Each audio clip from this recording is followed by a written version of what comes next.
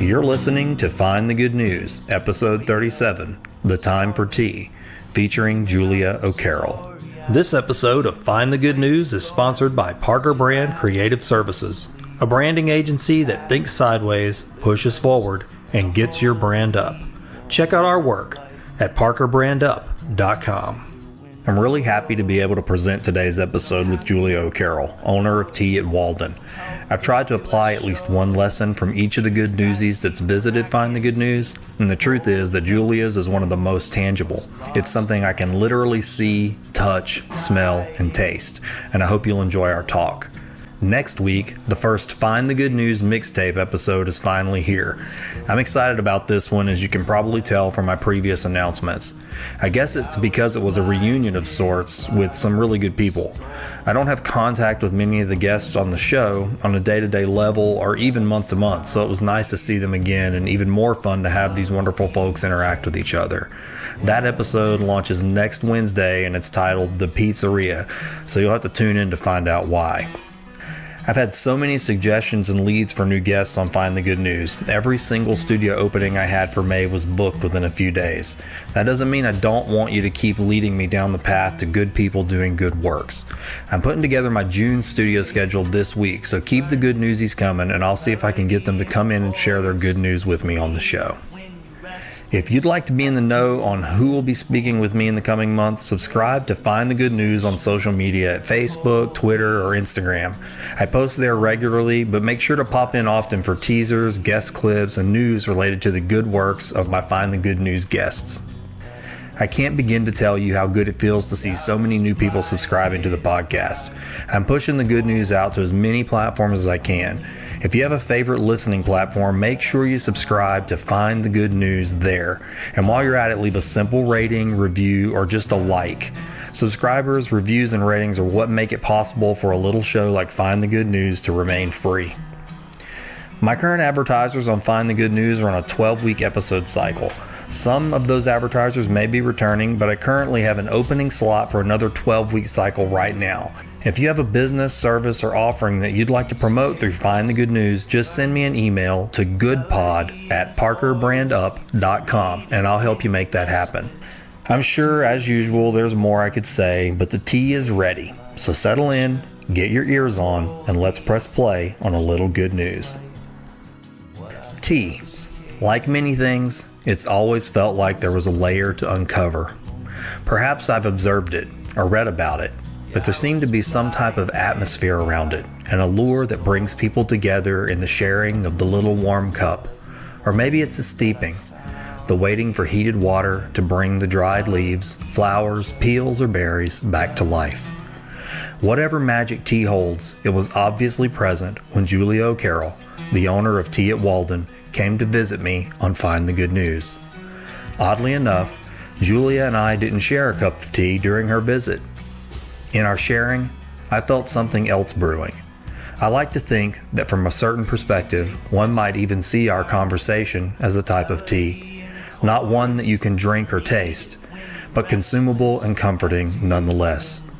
Our cup of metaphorical tea contains the ingredients we brought to our visit: our sufferings, tragedies, pains, old regrets, deep fears, with notes of our beautiful hopes and dreams, wonderful wishes for positive change, and our personal desires to help others form new habits that will bring them peace and tranquility in a world that celebrates busyness with new fervor every day. The more our ingredients steeped in the waters of our conversation, the more they flowered into a drink that warmed my heart. Julia O'Carroll wants something very simple and ultimately accomplishable. She wants you to sit with a cup of tea, to give yourself a moment in time to just be with it, to inhale the aroma as the leaves come to life. Through the tea, she wants you to find a space, not unlike Thoreau's cabin at Walden, where you can simply be, reflect, and perhaps get in touch with a part of yourself that can get muddled in the pulling and hauling that's filled with the pings and dings of our lives. Find a quiet place, put on a kettle, cradle a special cup, and pick a tea that appeals to your palate. Let the leaves steep while your ears listen to something good. Wake up, it's morning, You're dreaming up a story, I can hear the way it's going, 'cause you're laughing in your sleep on the path to your deliverance, and a holy wall of light pouring through your window. Old news, bad news, fake news. Sometimes you just want to shut it all down and get no news at all. With Find the Good News, I aim to change that by focusing on good people doing good work. I visit with artists, educators, civic and spiritual leaders, musicians, business owners, students, volunteers, and everyday citizens who are using their creativity, resources, and talents to bring hope and happiness to their corner of the world. In each episode, I dig into the hearts and minds of my extraordinary guests. We have street-level conversations about relatable things going on in their lives. Discover the critical life experiences that shape them, the perspectives that drive them, and the fundamental beliefs that are anchoring them to a path of goodness. There's a lot of news in the world. My name is Oran Parker, and I'm going to find the good. And I love you just as well. Pressure with this just helps me visually keep track, because some people are like, I want to move on, and this is a good way for me to let them visually. I can go, okay, they might be able to, because I don't like looking at this thing takes me out of the conversation, because there's like all these little bars moving up and down, and it's timing and lights, and I go, this is easy. I might adopt this technique with my tea and talk. Oh, because I don't like to have my phone on the table when I speak, but I need to be aware of the time and how the conversation is going, and but having the phone there says that you're important now, but something could come up to where you're second. Yeah. And I don't want my guests to feel that way. You just said exactly what I just went through on the telephone. That encompasses the feeling I get. Yeah.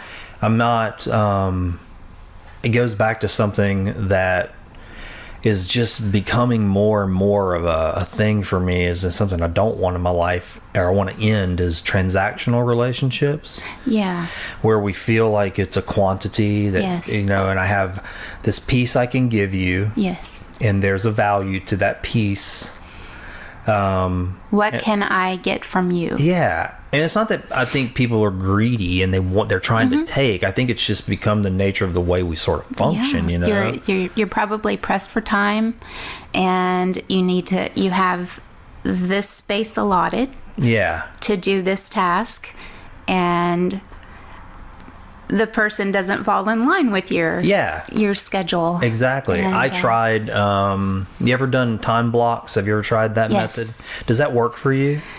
It does work. I'll start it, and then it'll kind of fall away. But, I did too. I thought, because I was having that issue where I was trapped, I guess, to some degree in a lot of transactional type relationships most days. Yeah. And again, I guess this show was kind of born out of trying to end that, Yeah.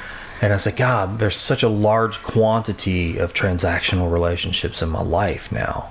And I know it comes from the job I do. Yeah. It's just a byproduct, And just like anything, there's a waste product. And if you don't find a way to use that waste product, the story I always think of is this company I used to do branding for. They made barbecue sauce.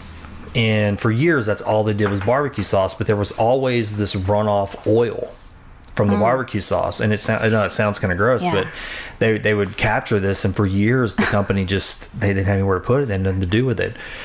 And then they were like, well, somebody one day put it on something. Sprayed it on a salad or something. I don't know. I'm probably telling this wrong. But they were like, hey, it's actually really good. And they started realizing that all this byproduct, this waste product actually had a value. And if they just processed it again in a new way, they made a whole new product out of it and had a whole new market. That's interesting that you bring that up. One of the things that I'm really fascinated with, and that I incorporate into my business tea at Walden, is transformation, and seeing what is there, what's easily, readily available to use, and what can you do with it? Yeah. What can you take? How can you take that and incorporate it into something that serves a function, that has a value? And that's not always easy. The times that we live in, they're disposable. Yeah. They're now. Now. Right. Yeah. We need it now, and once we're done with it, that's it. Right. Who cares what happens to it after? Right. But the thing with transformation is you can take something and it doesn't have to stay that something. We're all transforming into something else. We're all in that process. So I started looking at that with paper. And I started decluttering when our second son graduated from high school. And at that time, you're thinking, okay, well, this time of my life is coming to an end. What's next? So one little ritual that I like to do to prepare for that is just clean. Ah, okay. I clean, and I am ready to take on whatever is coming. So I was in that process, and I came across minimalism and started listening to a lot of podcasts and different theories on what it's all about. I'm not big into trends and things that are cool now and they go away, and then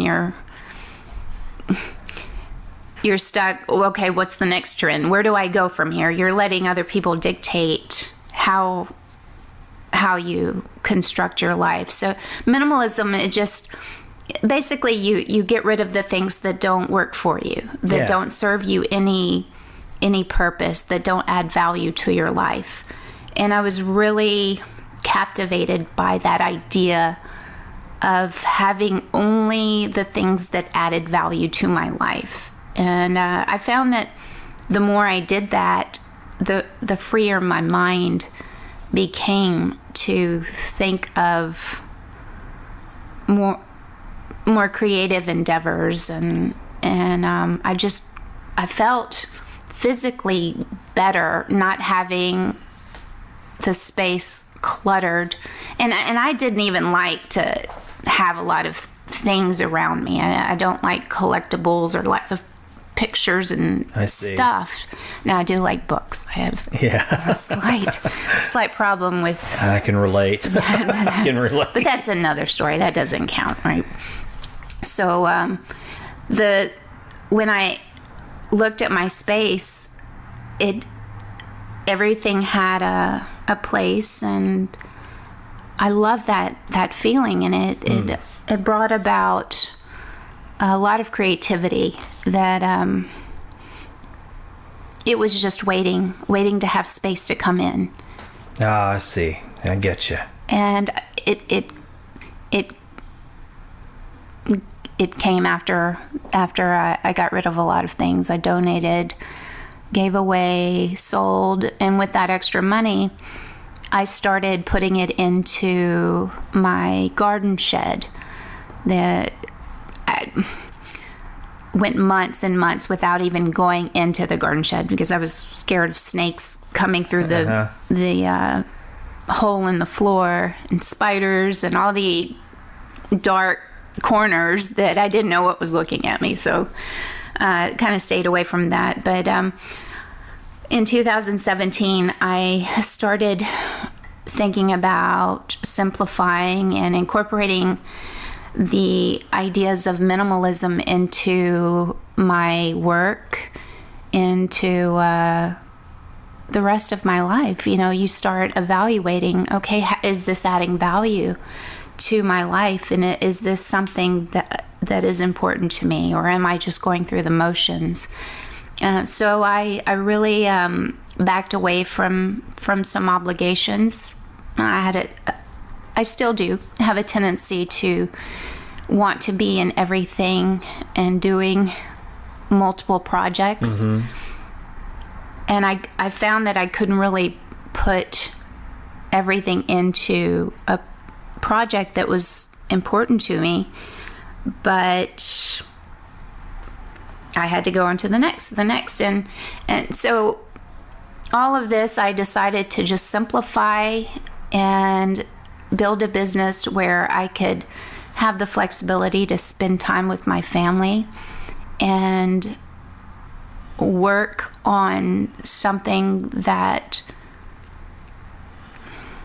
really helped people. Yeah. Really, actually helped people, not in the on paper way mm-hmm. of helping people, but making those connections with people and taking the time to spend with my family.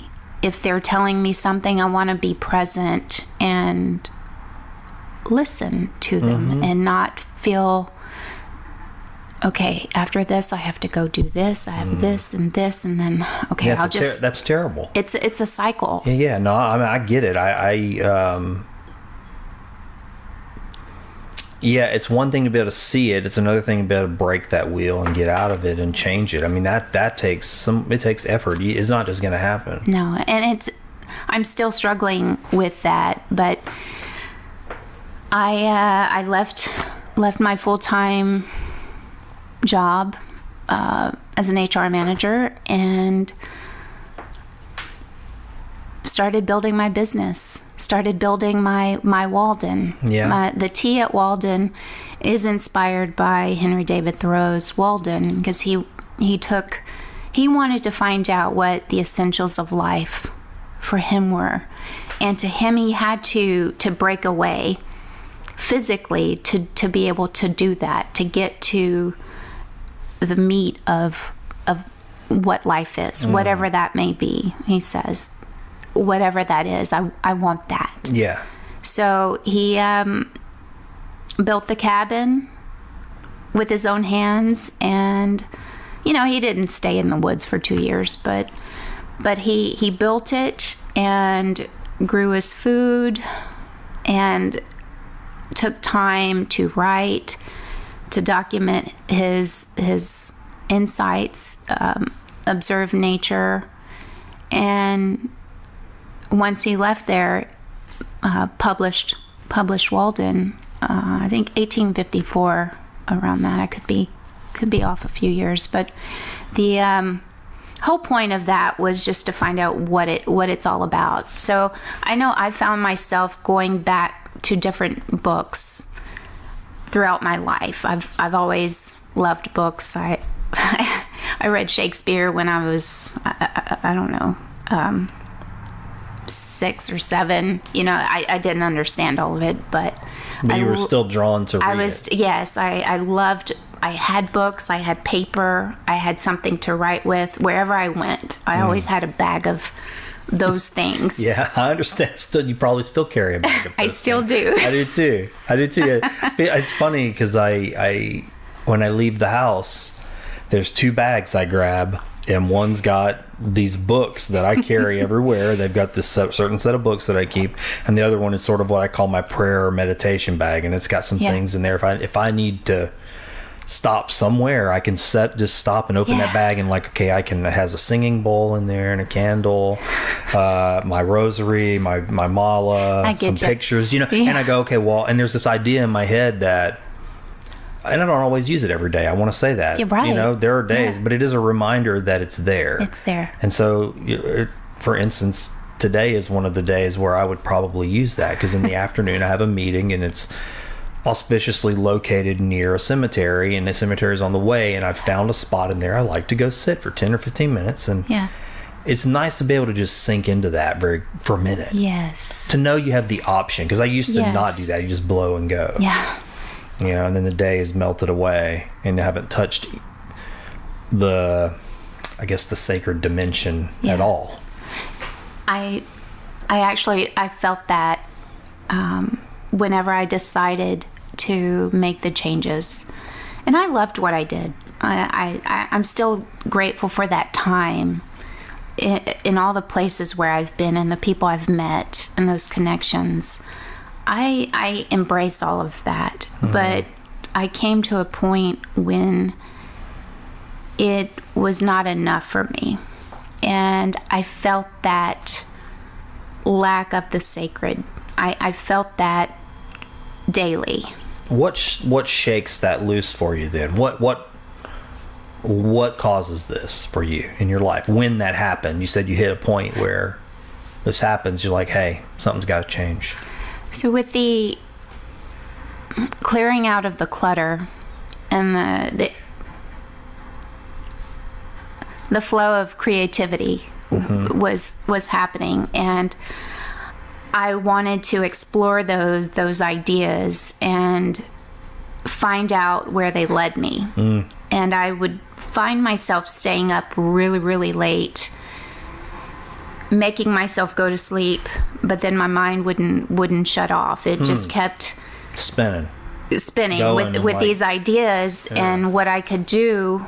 And I'm a runner as well. Yeah. So I'm not going to miss a run. So I still have to get up early and get my run in. But I would find myself staying up late, writing and developing these ideas and running and then going to work and doing all those things every day. And on the weekend, trying to catch up, and you don't ever catch up with that. You're in this cycle. But I felt this draw to these ideas, and I couldn't explore them because I was going into a building and in the morning and maybe coming out at lunch and leaving at the end of the day with the day gone. Yeah, and you're describing most people's days. Yeah. And that's just the nature. You have to do what you have to do, to make sure that bills are paid and families provided for. But I was in that cycle. And I was actually in a car accident in 2012. Okay. That was pretty serious. I almost lost my life. And coming out of that, I wanted what I did during the day to matter to people, to really matter. I mean, I don't like lip service. I don't like things that look good and don't match the reality. Yeah, I get you. I don't do well with that inconsistency. So with that, I decided to make some changes, and I thought that this would help me fulfill that. But I was finding it like I said, it wasn't enough at that time in my life. It was it served its purpose, but the time was coming to an end for me to really see what I could do. You've got one life. And when you go through something traumatic, or you have a family member or a close friend that goes through a near death, or you're facing your mortality, well, you can't help but think of your own mortality if you see that. And if it happens to you, it's something that's constantly there. So I wanted to see what I could do. So I had this idea that I could tell people stories for them. I hear wonderful stories of people overcoming hardship and coming out and having these lessons. And I would hear them say over and over, I need to write that down. Or I have a grandma or grandpa has all these stories, went through all these things, and I need to write them down. So, if the need's there. I love to write. I have a master's in English. Love to sit and talk and hear stories. So I thought I'll tell their stories for them. And I didn't want to just tell their stories and put it in a Word document and give it back. I wanted it to be something that people would actually continue to treasure throughout life. So I had an idea of creating a handmade book and putting the story in there and creating their own book, their own family heirloom with these gems in there. Yeah. So they know the connections, where they come from. Yeah. It's so important. Yeah. And that it started with that. So I decided to leave the comfort of a full-time career and start on my own. Tea at Walden was born. And it took a little convincing to get my husband on board. So he said, well, can you just do that, on the side and get it going first? And I just said, trust me on this. There's something here. There's something here, and I need to go all in. And he agreed. Yeah. And he's been so supportive throughout everything. But with this, he trusted me, and so I did it.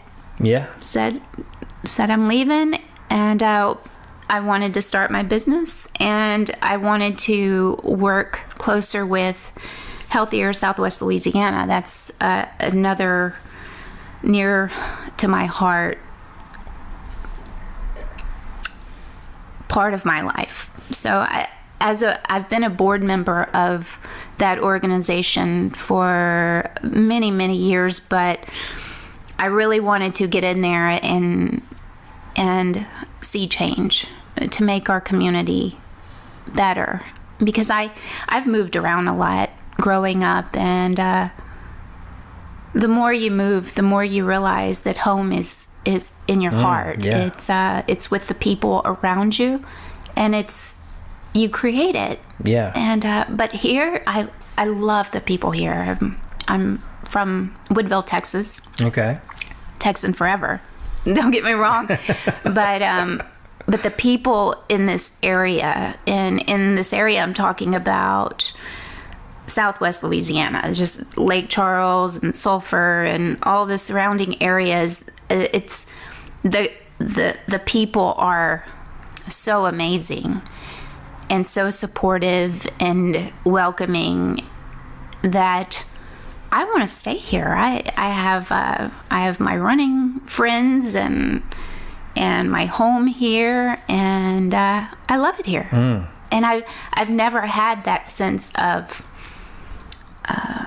being settled. Yeah. And I've been okay with that. I always say that, especially with running, it has given me the tools to be comfortable with the uncomfortable. Because if you're okay with that, you can handle anything that comes your way, any change. And I'm happy, I know it. If you're like me, then you've got a long wish list of things you need to do around your house, things you just can't get to. It's not that I don't want to do them, but between my responsibilities at work, producing this show, and squeezing in some valuable mental downtime, I can't seem to get around to fixing the small stuff, and the big stuff is just waiting in line. To be honest, it kind of stresses me out. Maybe you're stressing out too. Well, stress no more, because I've got good news. My friend Ben Von Duke has started a handyman service, and he takes the mystery out of getting these things done. Ben Von Duke is not just some guy that calls himself handy. He knows what he's doing, and he knows a whole lot. Not only is he an experienced and professional carpenter, but he's kind of a duke of all trades. What I love is that he's created an a la carte price list of services so you don't have to worry about getting in your pockets too deep before you're ready. He'll fix your running toilet, install appliances, replace fixtures, install ceiling fans, repair sheetrock and concrete, and a whole lot more than that. Look, I'm not too proud to say this, but sometimes it takes me 3 times as long to fix something because I've got to get online and search videos just to figure out what tools I need. Then I have to go buy the tools that I don't have, and then kind of sort of come home and do the job. I don't have to do that anymore because Ben Von Duke will do it and do it better. On top of all that, he's just a good person, someone you can trust. He's honest, he's kind, and those are things that I value highly, and I bet you do too. You can get a hold of Ben Von Duke, the Duke of all trades, the good old-fashioned way, by using the phone. Call or text Ben at 337-540-1355. That's 337-540-1355. He'll send you his service and price list, and trust me, his prices are more than fair. And do me a favor, when you do message Ben at 337-540-1355, tell him you heard about the Duke of all trades on Find the Good News. There was when I was writing my thesis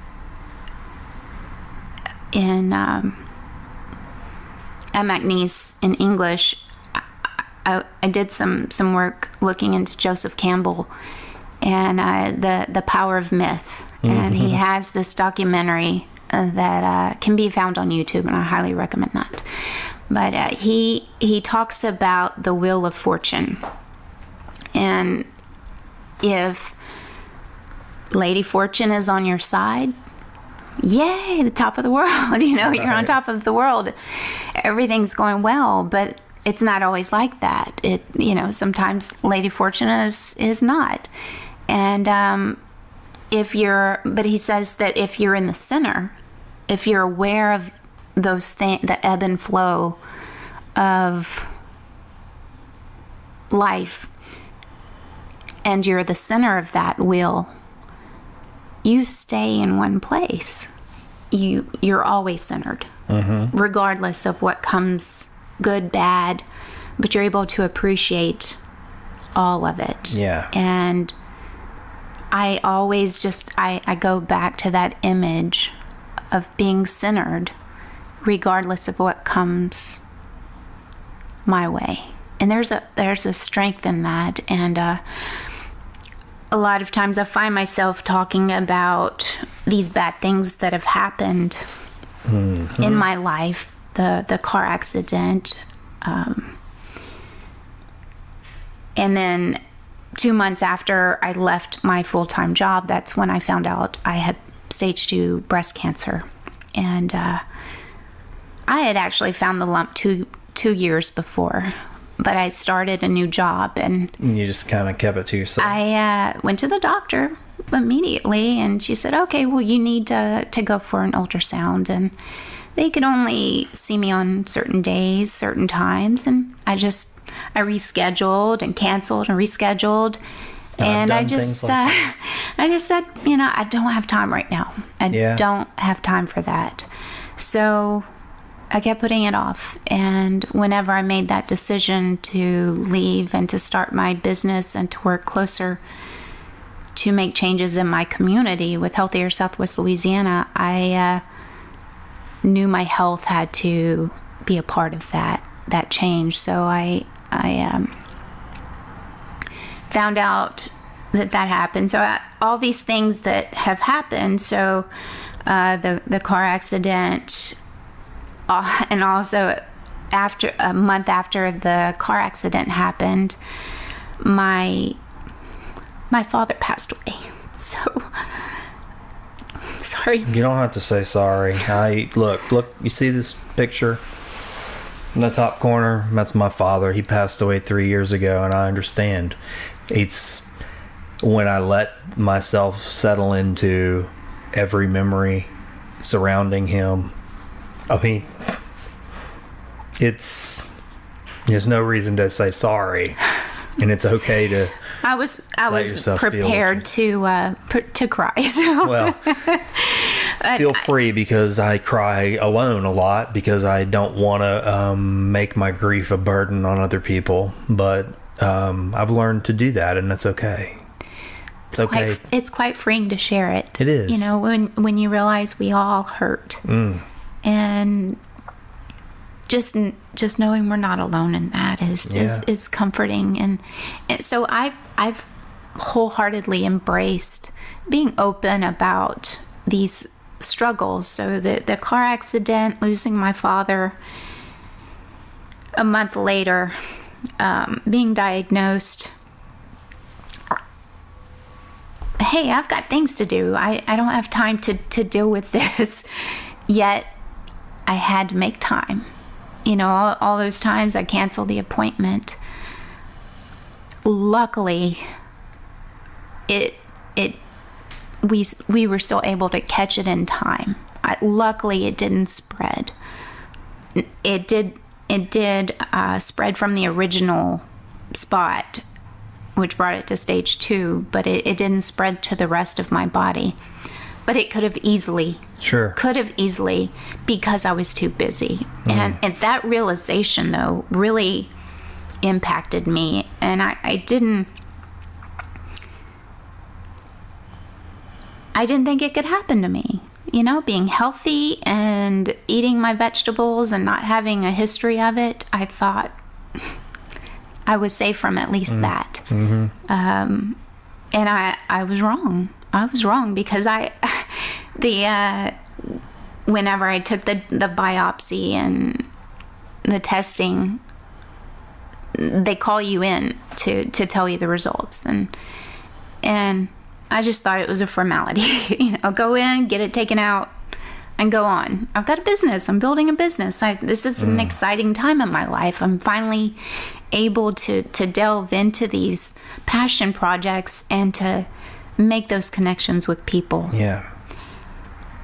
And the doctor came in and just, stage 2 ductal carcinoma, all these words. And I actually thought the day before, okay, wait, what if it comes back positive?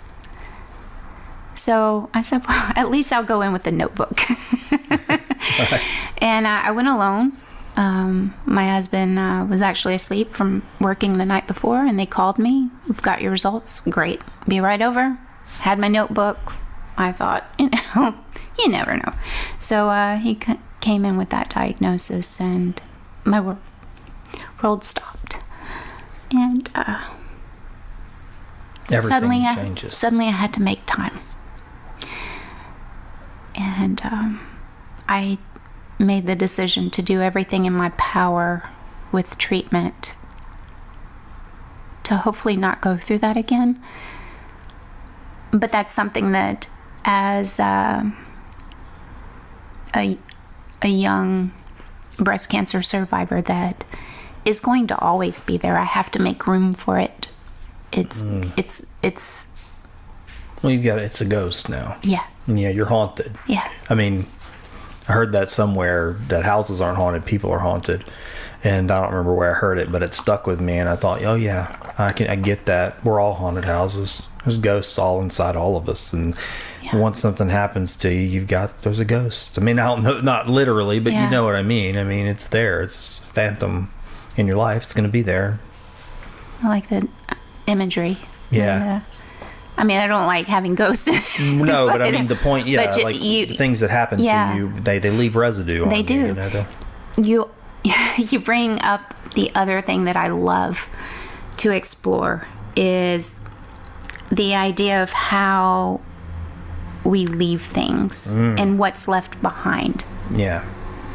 Yeah. What's left behind, because no matter how small the contact, there's a change that happens. Mm-hmm. And I want it to be something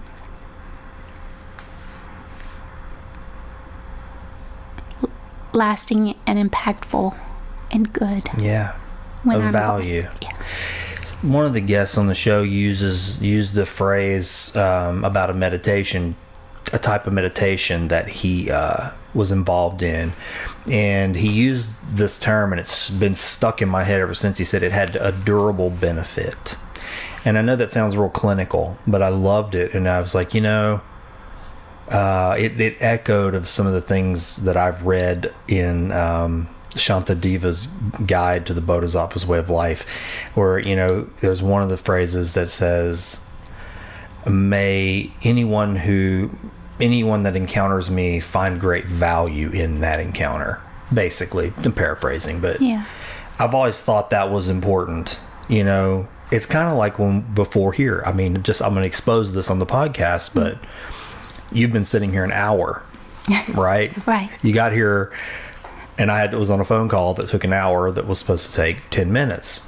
But I think why I am never good at just turning a phone call into a transaction and getting out of it is because of that sentiment right there. Yeah. I'm engaged with a person, and yes, we're talking about business things. Yeah. But if they leave that engagement and feel as if it was of no benefit, what a waste of time for both of us. Yeah. And I don't want that. I don't want encounters like that. I don't want to just leave that behind. I want there to be like a drum beat that someone still hears. Right. Not because I want to still exist necessarily, right, but so that there's value there. Because I know people who have passed away. I mean, the truth of the matter is I kind of exposed myself on the last couple of podcasts. I didn't have plans on telling that story, but just in a nutshell, there are people that I have never met in this life that have passed away before I got to meet them, whose drumbeat I still get to hear to this day in my life. And I think that's beautiful. The power of writing. Yeah, writing. Yeah. Even small things. Yeah. Someone has I'll call it a sigil. Let's say you go, there's a flower surrounded around someone's life, and that flower it was in their life. It's something they were fond of. And then to other people that knew them, it might have just been a flower. No, they liked these flowers, but to you, it becomes a meditation. It becomes a source of wisdom. It becomes parable. It becomes all these things. And you go, wow, this just echoes on and on and on. Within this object. Yeah, within this object.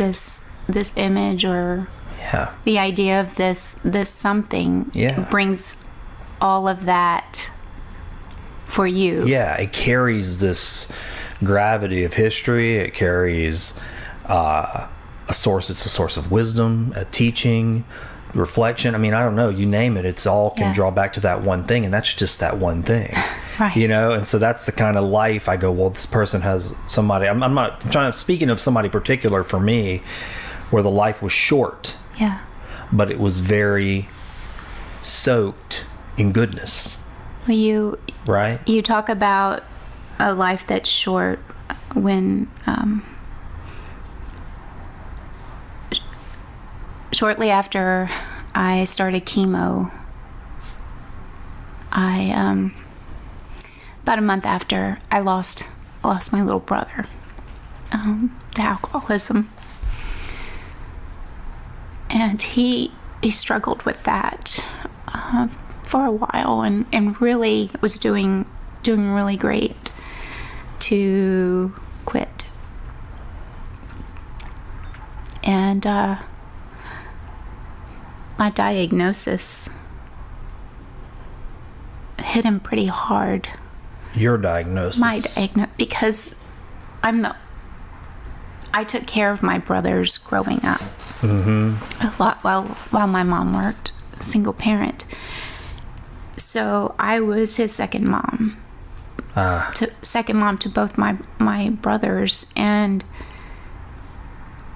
he so he relapsed, and I don't know the details, if it was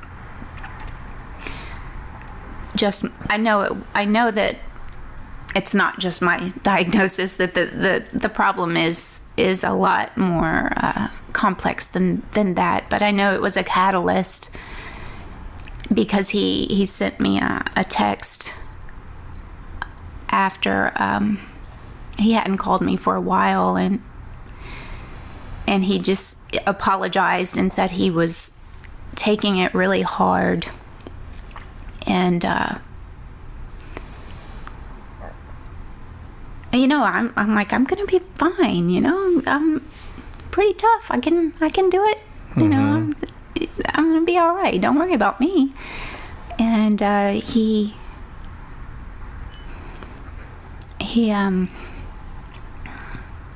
was drinking a lot more than he let anyone know. And so he went to the hospital because his liver started failing. And a couple days later, we had to make a decision as a family to say goodbye. And this is something that I'm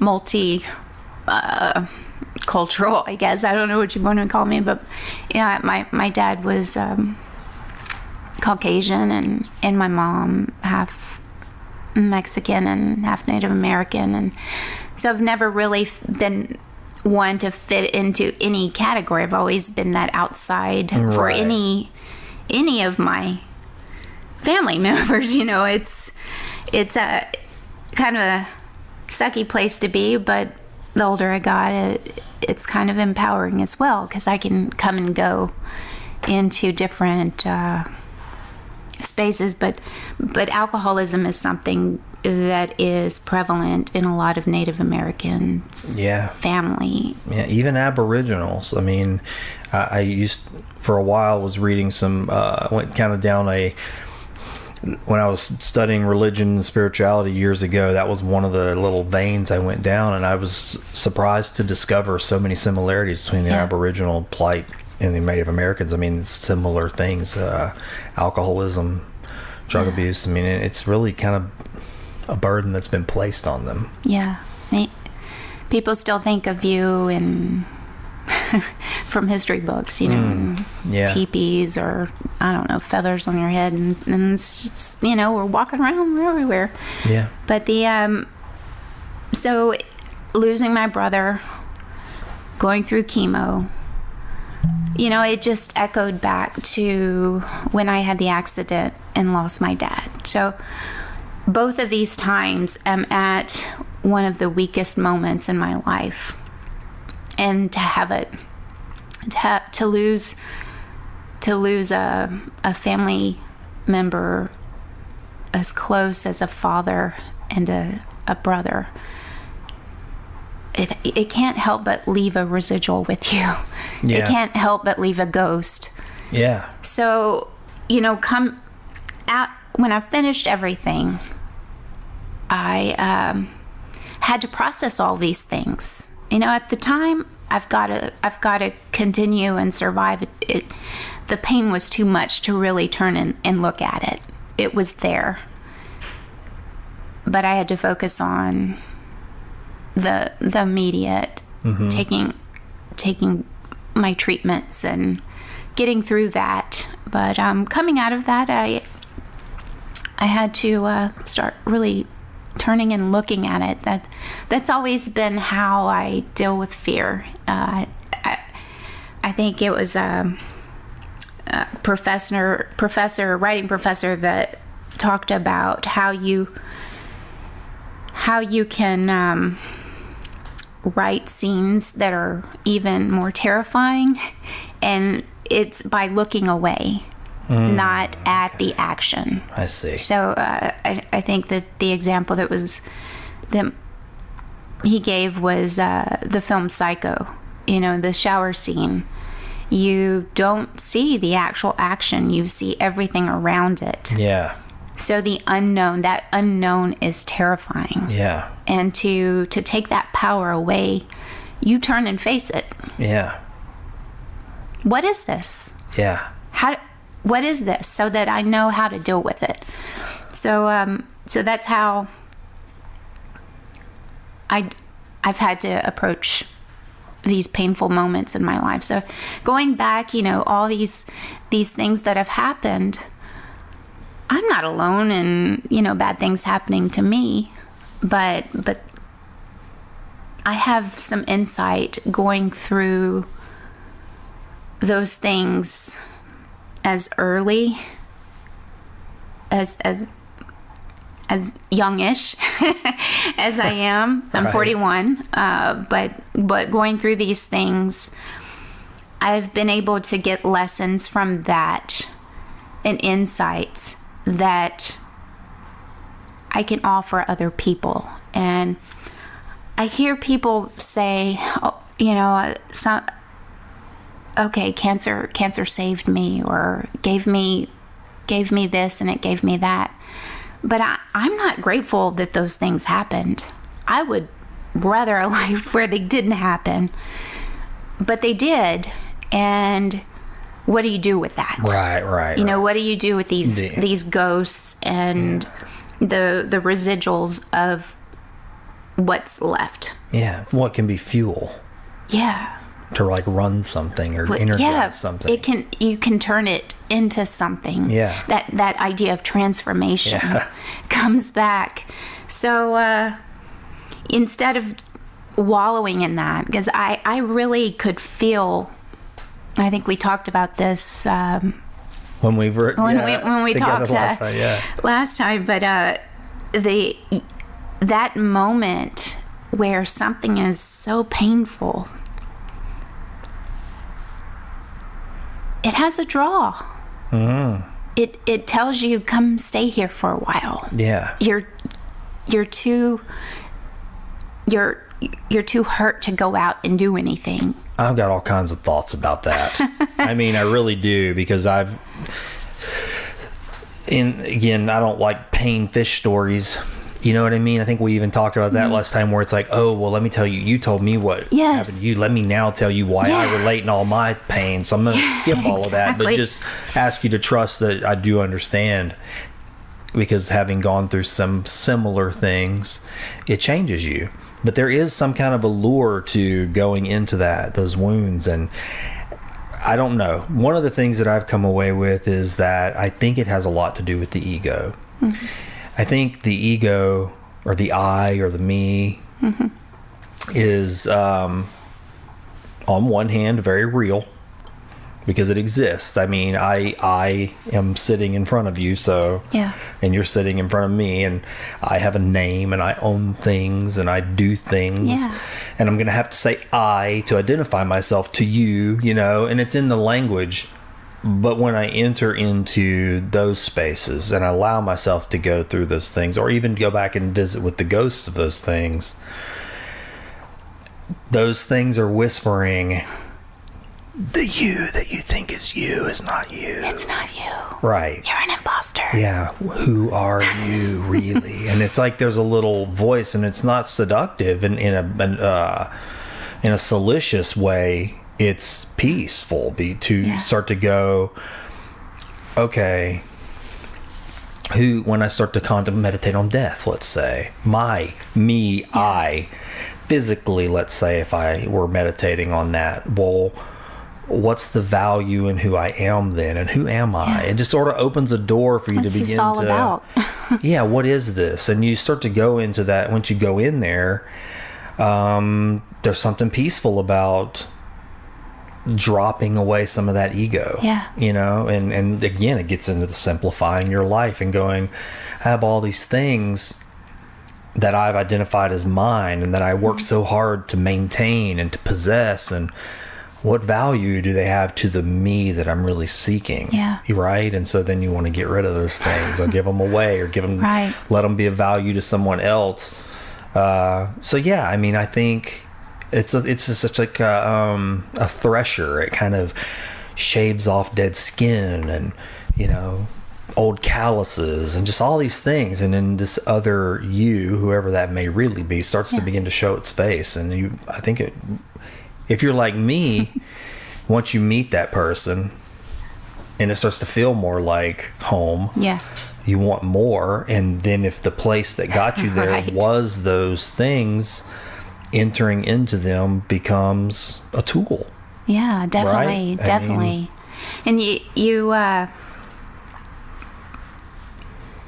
when you accept the you in all it is, not who you know you could be or will be next week, but who you are right now with all the flaws and the good stuff too.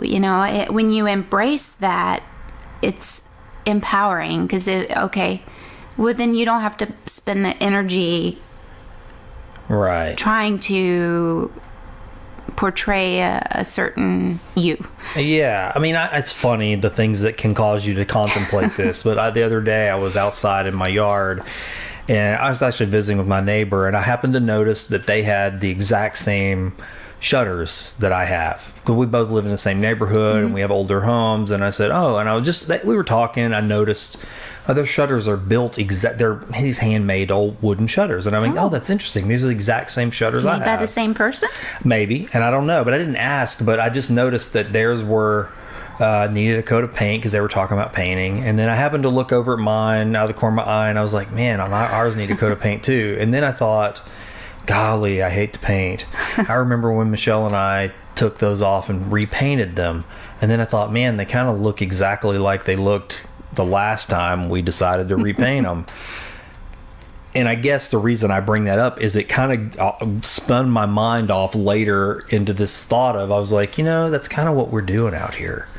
We're just kind of going, man, the identity I've built, I got to really keep that painted, man. I got to keep that paint up. Got to keep putting new paint on that.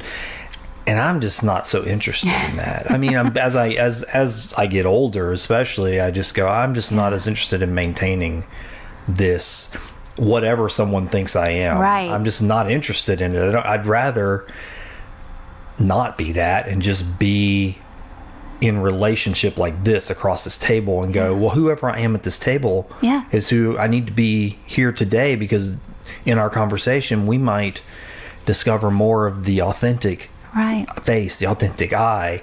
I'd rather that than showing you the paint job I just put on myself. Yes, exactly. Hand you my business card and say, I'm a designer or whatever. It's weird. Titles. You can ask two different people that question and go, who do you want to be? And then and I think about this sometimes, and I'll get different answers. I mean, it might be like, you know what? Yeah, right now, I know I'm just at this level at my job, but someday I want to be the manager, and hey, who knows? Someday I want to be the CEO of my own whatever. I get answers like that all the time, and I'm not belittling those answers because I understand them, but that ain't even what I'm asking.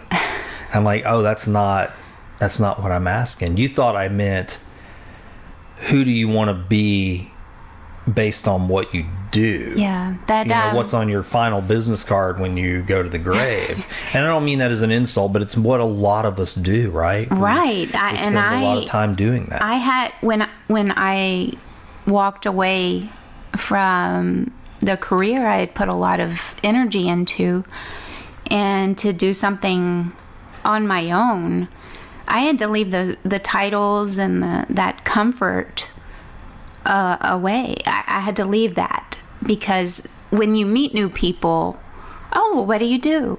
That's one of the first questions. What do you do? What do you do? And for a while I said, well, I had to go through the whole idea of telling people stories for them, and then this and by then I'd lost people's interest. I didn't have this easily readily available title to give them so that they could put me into this category. And so I wasn't in any category. Now, culturally, that's kind of who I am. Socially, in high school, I actually went to 4 different high schools and was always the new person. Well, that sucks a lot going through that. But one thing that it taught me was the ability to be okay on my own without having those social circles to fall back on. And I found that it was easy to go in between those spaces and contribute here and then contribute here, but it was freeing. It was very freeing to do that, and to leave a nice title and the possibilities that could lead to is a little scary, you know, because you're kind of you're starting your own business, you know. It's kind of one of those ambiguous things. Okay, it sounds good, but you just don't have a job. Right. And then people place a lot of value on or draw straight lines to go, oh, well, I mean, that happens with me. I mean, you know, they're like, oh, this is your business, Parker brand, right? So you go, well, that's who you are. Yeah. And, you know, in a lot of ways it can be. But at the same time, whether it's successful or whether it's failing, people associate that with who you are. They draw correlations to that and they go, oh, that's a value. Oh, that's not. Oh, that's nothing. Oh, that's something. And it all gets attached to you. Yeah. And I kind of sort of reject that, to be honest. I mean, I don't ever, it's strange. I don't know what it is, but when someone says, especially when they compliment design work that we do, I can remember when I was younger, that felt like something. Like, oh, wow, man, they like my design, or someone gave me a compliment, or someone said, oh, you know, or they get an award for it. Right. You know, 20 years later. A trophy. I mean, look over there. I'm going to tell you, that's full of dust. I mean, those are trophies we've won. And I just go, they feel empty. They do. They feel empty. And it's not like a sad emptiness, like, oh, it's just depressing. Who cares? Yeah. It's sort of like, so what? Yeah. In the end, I mean, are you taking those with you? No, and nobody cares about that. I mean, nobody. No, but it's not what really matters. No, and it really doesn't. I would rather. Again, I would rather. It'd be very simple. I don't know what I even care anybody says about me, as long as it is of benefit in a positive way. Yeah. Because saying things about people, it's good that people tell stories. I really believe in oral tradition and storytelling, but at the same time, I think that the value should just be something that's transferable. Yeah. You know, I mean, my son and I were talking about a particular, someone that's at his age group at school, and it's hard to tell stories sometimes without talking about names, but just in a nutshell, just talking about this really nice home that they've built kind of out in the area where we live. And it's on and on about how big it is, how expensive it is, how much land they've got. And I let him talk about it. And it sounds like on some level, he doesn't come out and say it, but I can hear it in his tone, like almost a little bit of, I wonder what it's like to live like that. Yeah, the way the others live. To just have that and to be like that and have anything you want. Life must be wonderful. It must be. Yeah. And I just tend to immediately go, I don't want to chase that kind of thing. Yeah.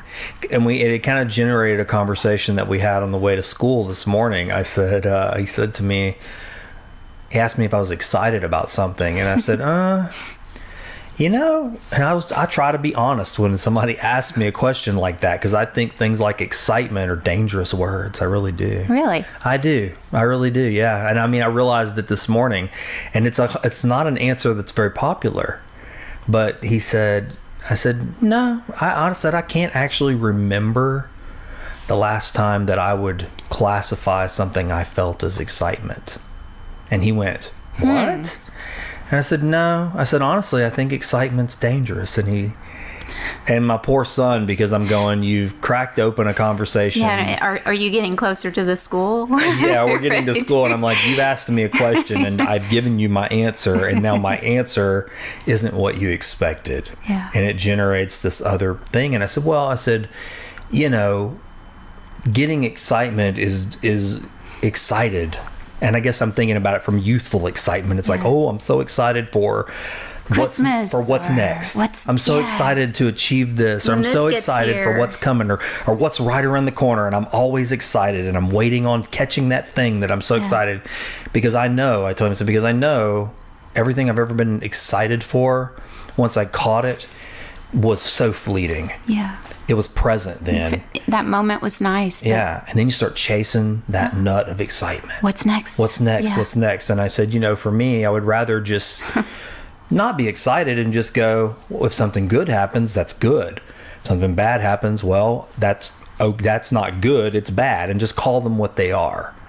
And he said, well, that's kind of like saying, I don't want to be happy because on the other side of happiness is sadness. I said, no, that's not what I'm saying. I'm saying that happiness and sadness are in the extreme far right and far left. What I'm talking about is just going, sometimes you're going to be happy. Yeah. And sometimes you're going to be sad. But I don't want to chase them. It's that imagery of the wheel of fortune again. Yeah. If you're at the center, there's going to be good times, there's going to be bad times. Yeah. But all of those things in between, that's the magic for me. Yeah. Is that space in between. And there are all kinds of variables. Yeah, and that space in between is that's life. Broad. Yeah. It's where everything is in between both of those things. And I'm happy. I know. You're driving down the road, everything is going just fine. You're listening to the new episode of Find the Good News in your car, and you're all stoked about trying out this zipper merge thing you've been hearing about, when all of a sudden you hear that sickening tap on your windshield that's just a little too loud. I've got some bad news for you. You've just got yourself a rock chip. Unfortunately, I've got some worse news. If you don't take care of that rock chip, it's going to turn into a crack. But I do have some good news too. You don't have to have a rock chip or a crack, because I've got a way for you to take care of it ASAP. If you go to asapglassco.com right now, you can stop that chip from winding across your windshield like the Calcasieu River. I used to be terrible about getting a rock chip, saying I'll take care of that later, and then later turns into this irritating crack that just spreads from one side of my windshield to the other. I should have taken care of it ASAP by scheduling a repair with ASAP Glass. ASAP Glass is local, right here in Sulphur, Louisiana, and they're mobile. Even better, you can get a quote right from your mobile phone at asapglassco.com. ASAP Glass is owned and operated by two of my best friends, lifelong friends, Dan and Kayla Smith. Dan the Glass Man will make sure his team of glass technicians gets to your job ASAP and make sure it's done right so you can keep that windshield crack out of sight. If you do get that rock chip and you don't take care of it ASAP, that's okay. ASAP Glass does complete windshield replacements. Remember, ASAP Glass is mobile, so you don't have to worry about finding time to drop your vehicle off at their shop. You get your quote at asapglassco.com. Make your appointment with Kayla, and then before long, an ASAP Glass van is on its way to your location. That's it. I know you're probably looking at a rock chip right now. Don't wait. Take care of it ASAP. Go to asapglassco.com on your mobile device and get a quote. That's asapglassco.com. And make sure to tell Dan and Kayla you heard about ASAP Glass on Find the Good News. Yeah, I don't know. I was actually thinking about something when you were talking earlier. It reminds me of the Buddha's story, which I love, and it's a great lesson we could all learn from. But you were talking about all these things that happened to you. And I was thinking about, you've got Siddhartha, this prince, who's like going, life is great. Mm-hmm. Life is good. I've got everything I want. Food, wife, child, everything. So everybody's healthy. Everybody's beautiful. But then it was like, that's a deception. Yeah. Then he goes through the market and he sees old age, sickness, death. And he's like, what are these things? Right. And he was completely... couldn't come back from it. Yeah. It changed everything. Him. Yeah. And he said, I can't do this. Leaves in the middle of the night and becomes this great teacher. He left his title. Yeah, he left all of the things that came with it. That fascinates me. And in a way, it's like he left the identity. He left the I that everyone had told him he had to be. He's a prince. He's this person. And I'm listening to you tell that, and I'm going, in a way, we all go through some... if we're lucky, we go through something like that, where something goes... you're faced with these things now. These are the They're sufferings. part of me. Yeah. So all these things that have happened, I would have been in a different place had they not. But they did. They did. They right. did. So what do I do with that? So if I stay in that place where I focus on why'd this happen? Why me? Why cancer? Why did I leave my dad? Why did I lose my brother? Why did I lose my dad? Why did that accident? All these things. Why? And be angry about them occurring. Well, I'm taking time now to focus on those things. My time now can be better spent. What do I do with that? What good can I get from those things that did happen? They happen. It sucked. It happens. Yeah. Well, it's the oil, right? I mean, I think about this sometimes. You can get oil out of almost anything. I mean, I watch these people press things for oil, and I go, there's oil in that? I mean, like, you never think of it. I know people who are into essential oils, right? And when they talk about it, I go, wow, the extraction of oil, everything's got oil. Yeah.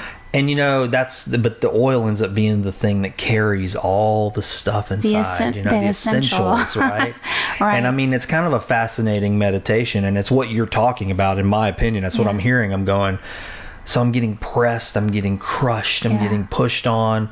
But what's the essential oils that are coming out of that, right? That I can, that carry all the stuff, that like it's trying to make the juice, And that's what Thoreau is after with Walden. So intentionally, he knows he needs to do it, and he wants the oils. And he talks about wealth and the pursuit of material things and wearing certain clothing because you want to portray a certain self.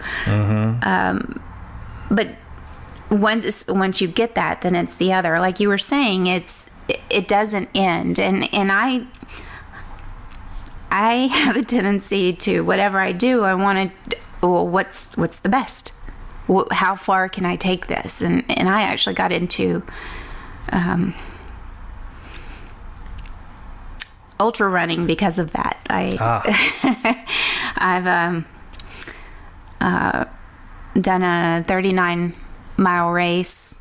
I didn't run the whole time. I mean, come on. But that's the whole thing with ultra running. You get to eat cookies and stuff. And I don't normally eat that, but on a race, you got to have quick sugar. But it's how far can I go? And that endurance is empowering. Because okay, if I can go this far, oh well, let's push it a little further. How much further can I go? And I found myself doing that with school, with work. Meanwhile, family time is going on, and well, I've got to do homework, or I've got to study for this certification, for this title, and stepping out of all of that was freeing, but it was scary because I had to then come up with really who am I? And then I was hit with this diagnosis. Yeah. I didn't have time to really explore the tea at Walden that I had in my mind. I had to focus on surviving. So, going through that, coming out of it, that's when I really started honing down on what I want to do, what I want my life to be about. I heard, I don't remember what podcast, but they were talking about, they mentioned the Dalai Lama. Well, he doesn't retire. He's not looking forward to this date on the calendar when he's going to retire. Right. Because he's doing what it's his life. It's his life. Yeah. You don't, okay, on this date, I'm not going to do all of these things anymore. I can finally live my life. Well, you don't know if you're going to get to that date on the calendar. Right. So much can change, and having that experience twice in my life where, hey, it could happen to you. Right. That realization, it could very well happen to me, and it almost did. But the idea of coming back, what am I about? So on this podcast, they talked about a lot of times if you go back to whatever you did when you were 10, 11, and 12, those are the things that you really want to do in life. Mm-hmm. If you go back to those interests and develop those skills, or follow that's really where your heart is. That's where you want to go back to. Yeah, I can see that. So I thought about, what can I do? What did I do then? And approach it with, if I do those things, then I'll never want to leave those things.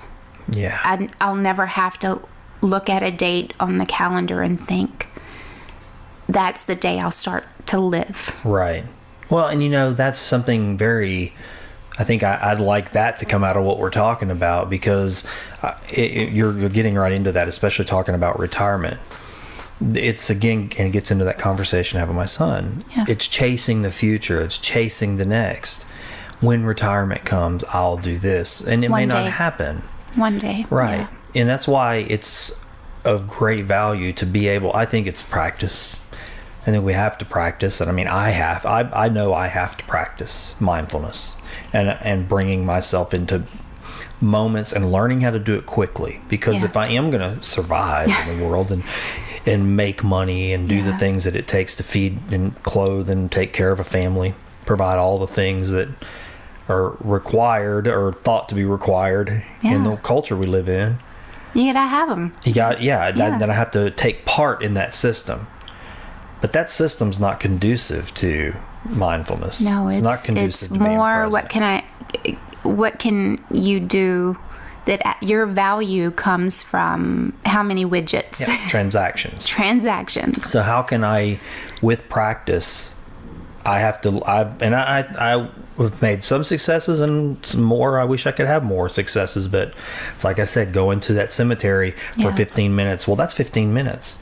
And I think you could look at that and go, well, I need to hurry up and get calm and have some moments. But it's with practice, you can actually go settle into yourself and feel the breeze and be present for a moment and go, this is just the same. This is eternity right here in this little moment. I'm not retired, but there's a great treasure. Yes. In the little moments. That little moment, sitting outside for 30 minutes in silence or not even in silence, sitting at a table like this one and actually listening to what you're saying instead of waiting for you to give me something with your words. Right. I think I am getting something, but I'm not over here just trying to take what you're saying. Right? Does it make sense what I'm saying? Absolutely. We're here together, and this is retirement. This is that nut we're chasing. This is that future. This is the one day. And hearing that from so many people, when I get here, this will happen. When I make this, I can buy this and finally have the time. It was all of these ambiguous one days that I heard from so many people. And with the insight from what cancer gave me, or the good that came from that, one of the good, chemo stripped me of my identity. So shortly before that, I left the career identity, that comfort. And then shortly after that, the physical identity of who Julia O'Carroll is was gone. It was something else. It was the space in between. I had no hair, no eyebrows, no eyelashes. Everything you've identified with as you. As me, being, especially as a woman, I still want to be pretty. I still want to be a certain something. I'm not against, everything, but I enjoyed who I was and was comfortable in my own skin in a lot of ways. And that was taken. And I was weakened and pale and sick. Cancer is something that you can't hide. You can't just put away and deal with privately. When you go through certain treatments, it shows in everything, and people look at you differently. For one, you see the difference in being just a woman and then being there. What do you mean? There's doors are opened. Okay. People. Oh, well, here you go, ma'am. People treat you differently. There's advantages to being a woman, and but when you don't have the looks to go with it, and then I'm not talking. I'm not saying that. It's interesting. I'm just thinking. And you're really, you're really like on something. Like with just that. Being. I'm not saying I was beautiful, and it's just being a woman who took care of myself. There are certain advantages that you see. Okay. You go outside of that and strip all of that down. You're just there, and people don't even notice you sometimes. And there's a freedom in that as well, because you're stepping outside of what women go through. What we go through on a daily basis, being looked at a certain way. You step out of that and into another, because it's not as if I stepped out of being a woman and now I'm a man. I'm just there, and I was a face of people's mortality, and that's a whole different topic. But people aren't comfortable with that in a lot of ways. Oh, well, if it could happen to you, right? It could happen to me, and that's kind of scary. Well, it terrifies us because it's piercing that veneer, that little paint job. Yeah, but when you're that reminder to someone,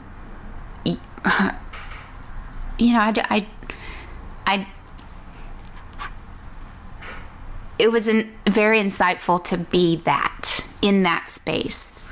And now my hair's growing back, and I've got eyebrows and eyelashes, and you think it's bad when you lose your hair. Lose your eyebrows. Lose your eyebrows. You're really gonna look different. But going through that, I was stripped down to the essentials of me, and I had to look at that every day and know who I am inside. Yes. And to have my family and friends and people I didn't even know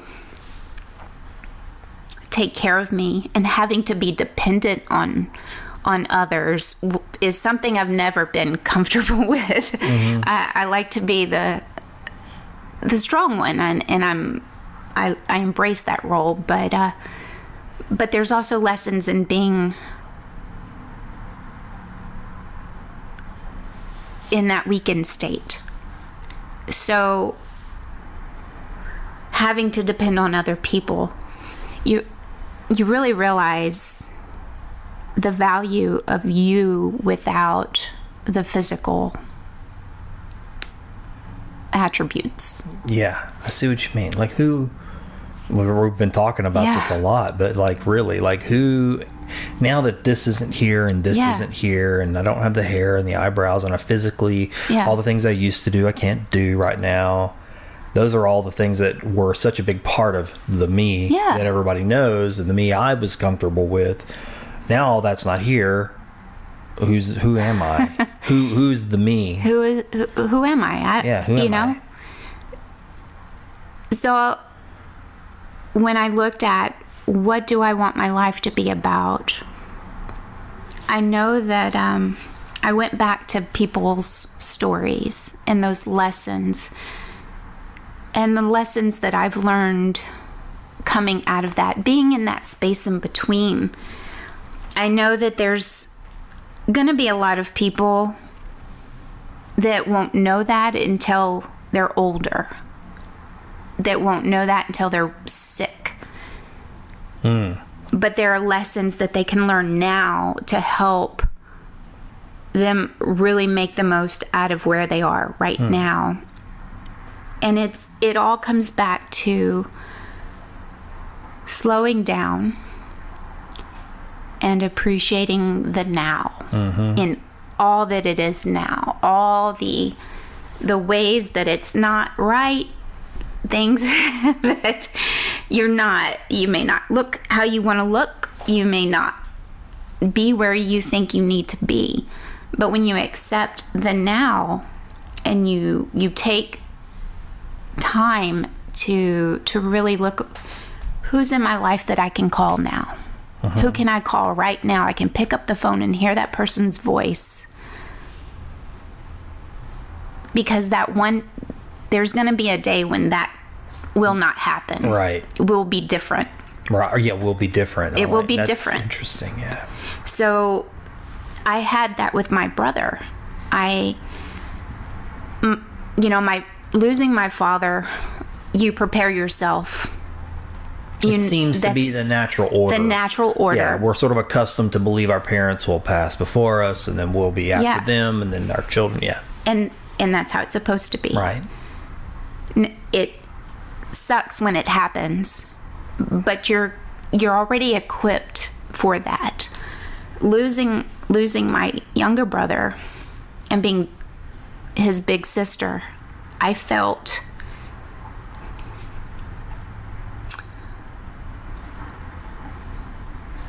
like you failed him? Like I failed him. Like it was your fault? Or that you just didn't work hard enough, try hard enough, that you should have reached him? I should have asked more questions. The last time that I saw him, he came over and spent the night, and I noticed that he looked swollen and just didn't look well.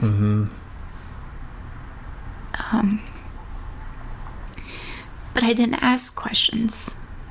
I didn't press it. So and I don't know if that would have made a difference, but a lot of times you don't deal with logic. But you know what, in these things. Yeah, I get it, because we've been through something like that in our family, so I understand what you're talking about, and I've had similar feelings like that.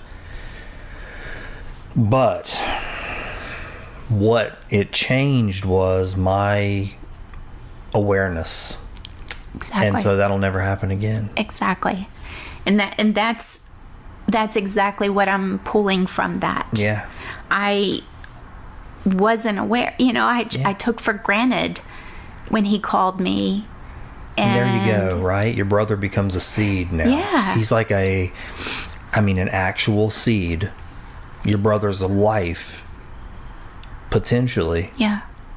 I mean, not just potentially, is in everything that's happened to you. It's a seed. Yeah. And now everything you're doing, he's got vines and branches growing all inside of you. And that's how he continues. Yeah, he continues in you. Yeah, that is the... Yeah, now we're there, because that's what it is, right? I mean, the energy, the fuel, the fertilizer, whatever it is. I mean, that's what we're supposed to do, and that's that drum beat. Your brother's drum beat is banging in you now, and you'll do the same, and that's so beautiful, right? I mean, that fits so well into the cycles of life that we look out there and we see, and that's what you want to touch. That's it. Yeah. Oh yeah. So that tea at Walden became a vehicle to empower other people to slow down and appreciate life and listen to the stories around them, capture the stories around them, capture their own stories. So in comes writing and tea. You and I have similar aspirations, I think, in that regard. And I don't even like that word, really, aspirations, but I think I hear a lot of similarities, because I think listening to you, I feel similar. Mm-hmm. Stories have so much value. People are books and just whole universes within themselves. And if we share that, we all have a story. Yeah. And so much can just start to flower out of that. Yeah. And I think that's important to give cause to stop and listen. And it makes me rethink everybody I meet. And you were talking about, not having hair and not having your eyebrows, and then being a symbol of mortality and people, the way they treat you. And then something I struggle with, and I think about it often, how we treat people. So much of the way we treat people, let me say it like that, is based on their appearance, mm-hmm. or perception. They're a good boy. Yeah. He's a good Christian kid. Yeah. Or just all the different things we say. A lot of that. She's beautiful. She's beautiful. He's she wouldn't so do handsome. that. And, right. And we treat people like that, but then I thought about this a few weeks ago. There was a man that I've been noticing in a grocery store I go to. Every once in a while I stop in the morning, and I think he's homeless. I'm not sure, but whatever it is, he's got hard luck. Yeah. And so every once in a while, if I have some extra money, I'll buy him a cup of coffee. But I also notice a lot of times he's harassed by police, and he's, what are you doing here? Why are you loitering? Yeah. It's all this kind of stuff. The guy, and I've talked to him one morning, super friendly guy. But I thought so much of the way he's treated is all about mm-hmm. just the way he looks. Yeah. Because he's obviously he's living on the street. He looks like he lives on the street, but people treat him differently. Yeah. And I thought that was interesting too, how some people treat him with some pity, and then some people treat him with disdain. Yeah. And I thought that was fascinating based on his appearance alone. Yeah. Interesting. I can see that when I was sick, I think I would have rather been ignored than treated with pity. That's something. It's just treat me human. I'm still the same person. That's kind of what I'm getting at. It's very difficult to do that, to just go, hey, you're just a person. The outward stuff is not all of it. Yeah, it's not all of it. And, you clean them up, and then you could, you'd see a complete. Why is that so hard for us, though, I wonder? I do wonder that. Because I find the seeds of that in myself, too. And some of that's just cultural conditioning, and I would love to break, and I really do wrestle with. But why do you think we do that? What is it about the outward form of a thing, or a person especially? Why do we use that so much to make... really, it affects the way we feel. Yeah. Our compassion. It takes time to see everybody and going through life. You can't look at every person and follow that path. But you can see, hey, that is a person who matters. He matters, she matters, and you can treat them accordingly. But I think it's just innate we categorize things. We want to understand it, and we're inundated with so much that to take it in as fast as we do, we have to categorize. We have to be able to look at something and put this there and this here.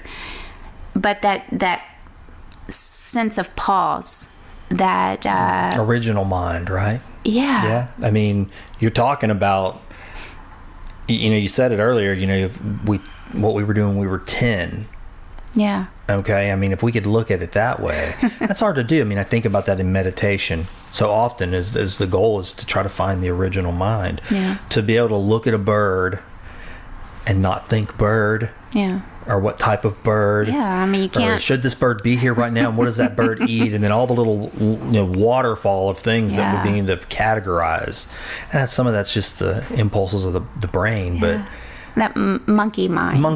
Yeah. Isn't that better when you find a truer, more peaceful self when you can sort of let go of those things and just go be exposed to it, I guess. Yeah, let them come to you and recognize that you can see their value, the true value, not the identity of the thing. Yeah. That's hard though. I get told, like this conversation we're having, I so often hear very quickly this would get shut down and go, can't think like that. Yeah. You can't think like that. Who can function like that? Right. You can't go function in the world like that. Yeah. Right? I hear that all the time. I mean, and it's a little disheartening. If I would say anything depresses me or gets me down more, it's that. That just I go, but why not? But they're wrong. And they're wrong. You can. And the way you do that is a daily practice of focusing on what's important. And you help people do that with tea. I help people do that with tea and writing. Both of those things, just the nature of drinking tea, hot tea. It's hot. You have to you slow down. You sip it. You don't gulp it. You don't pick it up and wash it down. There's a new study it's not new, but I think it ran on the news shortly last week that hot tea leads to cancer. Well, hot beverages do. The study is hot beverages, not I haven't tea seen this. I didn't. Yeah. You don't want to drink it scalding. I mean, that's I don't kind want of to do that sense, anyway. But, some people do though. But you slow down, you sip it, and I love coffee. I have coffee in the morning, but when I think of coffee, what that brings to mind is coffee helps me go. Yeah. Helps me go and do and go. And I can't drink coffee at night. But tea, you can drink tea in the morning, you can drink it in the mid-afternoon, after lunch, whenever you want to drink it. There's a tea that you can fit into that part of the day. So the daily practice of saying, okay, this 10 to 15 minutes, because I'm not talking about taking hours to drink your tea and write, but saying, I'm going to take 10 to 15 minutes every day and have quiet. I'm going to sit here and drink my tea. So it's something about the nature of it. It warms you inside. It's the simpleness of the tea coming alive in the water, and the smell and the taste, and it's it can just be tea and water. You sound like Thich Nhat Hanh right now. Yeah, the way he talks about tea. I mean, it's the whole cosmos is in the cup. Yeah, and it's the ritual, not just the tea. It's, do you have a special cup?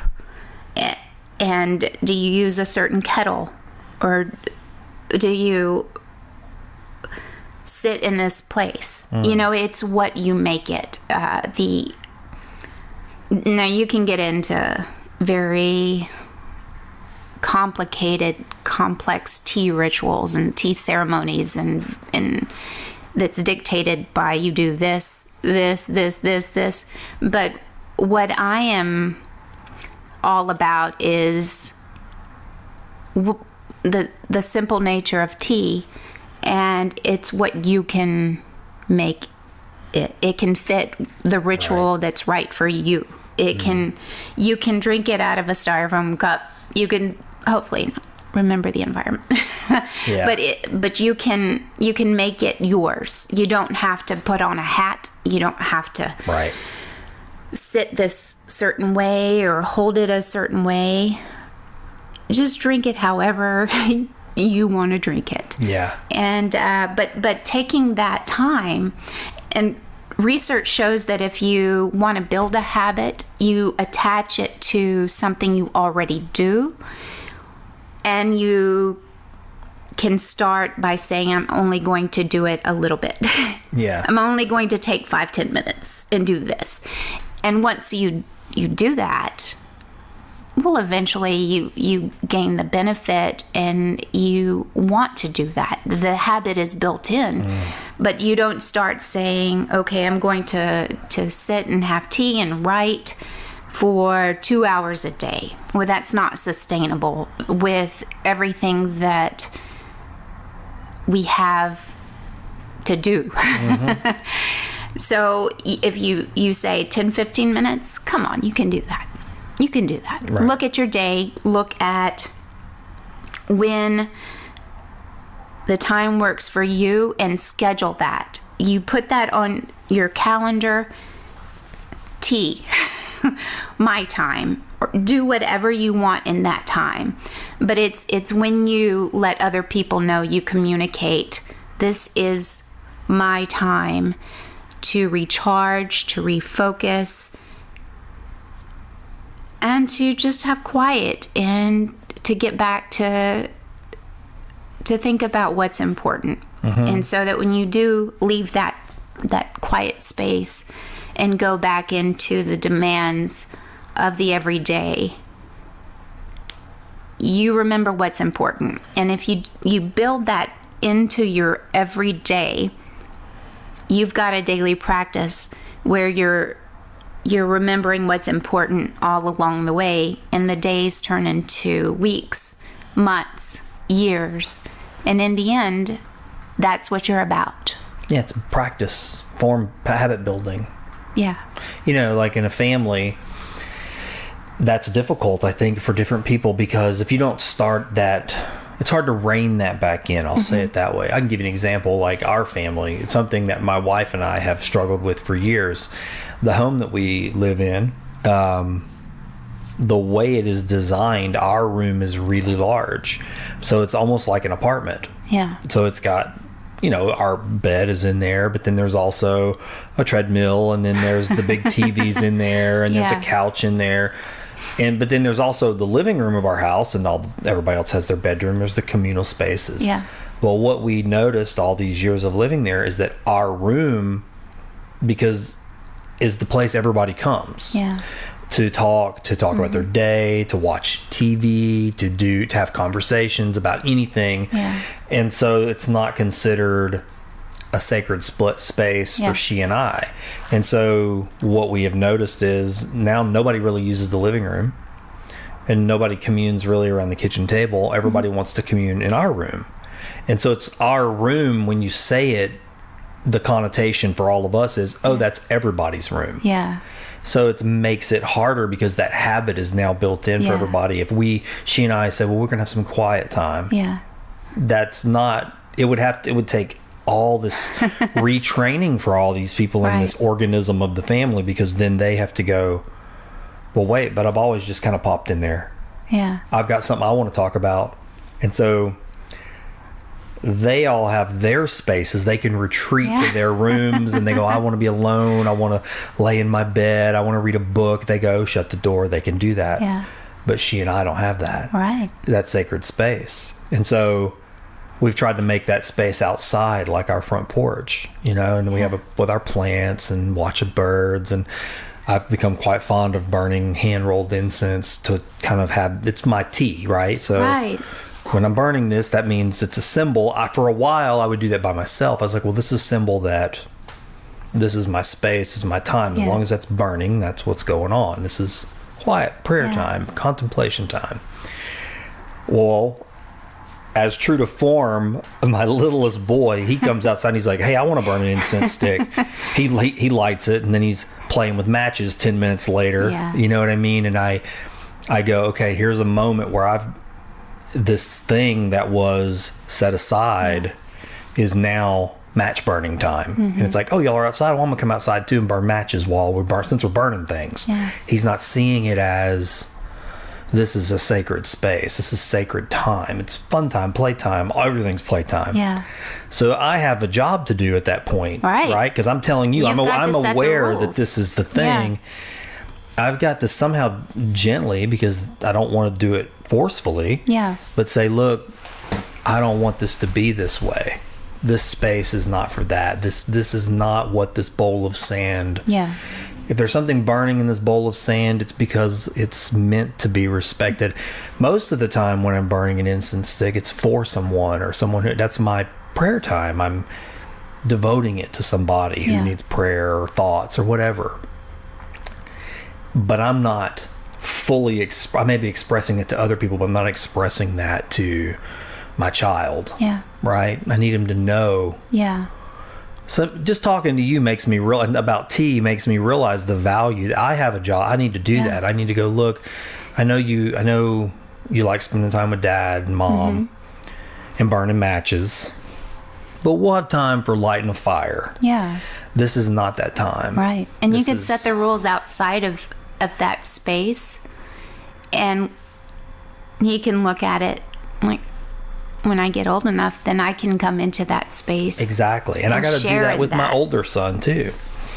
Because, I need him to know. Like, hey, I know you're used to just sort of popping in. And we're all of a sudden talking about everything in your life. But when you see these things should be symbols and reminders that there's a sacred time now. Holy time. And that's what it's for. We have to have a place to set that aside. And it's not selfish to say this is my time. I've lost myself taking care of I 100% relate to that. I would say that's mostly all I do. Because you can give and give and give and give and give and give, and it's never going to be enough to do everything that you want to do, to take care of those that you love, and you run out. You can compare that to anything else, and it's that way. I mean, a vehicle will run, and the battery, alternator catches a charge, and all of a sudden your vehicle's running. Well, how many times though can it draw off of that battery? It feels like it's a long time, and it feels like it's permanent until one day you turn the key and you're like, why is my truck not catching a charge anymore? Well, it's time to change the battery. But for people, it's maintenance. It's, we do. We run out. You have to maintain yourself throughout the day. You have to take that time, and you have to say, this is important to me. I can be better for you when I have this for me. And I say sure. I'm sitting here saying sure, and I'm going to tell you, I am probably as guilty, or more guilty than anybody. A lot of people. I'm just as guilty as anybody else. Simple does not mean easy. No, it's not easy. I mean, I could... I get it. My days are filled, and even when I do, for me, what I've noticed, and it's kind of strange, it's suspicious, auspicious, I don't know what the word is, but it seems like when I do set aside the time, something somehow comes in that I didn't expect, and takes it. It's like this sort of it's like vultures circling overhead, and they go digging a hole in water. And I'm like, well, how does this seem to happen? Just as soon as it's right about that time, bam. And I'm like, that is really strange. I used to make this jokingly, but underneath when I would say it to people, I halfway believed it. I really did, more than halfway. I was like, it's almost like there's these little vortex funnels that are just out there, just going and just sensing that. Is that where the extra sock goes? Yeah, from the like dryer? somehow this little funnel knows, you've made space for sacredness. Well, let me suck something into that. And I, for a while, played a little game with myself. I said, well, I'll make those spaces in the waste spaces that nobody else wants. Yeah. Right? Nobody wants 3 o'clock in the morning. Right. Nobody wants midnight. Yeah. And so that actually worked, but that at the same time wasn't sustainable. Yeah. Because I still had the day ahead. Yeah. I still had sticking it in the places nobody else wanted. Sure, I could have those, but then I was tireder. Yeah. I said, so that's not sustainable. And it worked. I mean, I was like, that's great, but it's not sustainable. Yeah. So yeah, it's a tricky, it's a different type of work, and you gotta want it. That's the other thing too. I always say that you make time for what's important. And once you decide that this is important and this isn't an option, then space is made. Yeah. The part of tea at Walden is the tea, of course, which helps you slow down. And the writing, I make my own pens and journals. Yeah, you told me that. Because if you have something that you got on Amazon or you bought that from, Marshall's or something, a journal, it's nice, but it's empty in a lot of ways. Sure. It's made by who knows where, and that they weren't intentionally making that item with you in mind. Sure. So the things that I make, the pens and the journals, they're made with lots of love. I always say that. And I taught myself both of those things through YouTube and reading and trying different techniques, and I'm no expert at either one, but I can make a pretty damn good pen and a pretty cool journal. But if you have those things that are special to you, such as this pen or this journal, you're going to want to use those things. They mean something to you. Yeah. And sacred items. Yeah. when you see them, they're going to say, "Hey, remember what's important." This. You want to take that time aside and write, whether it's just writing about your day or writing about something that you want to get off your chest and get it out and leave it, whether it's therapy or you're writing a book. It's slowing down and doing something that helps you focus on what's important. And so the tea and the writing are just two suggestions that have worked for me, that have helped me come back to what's important.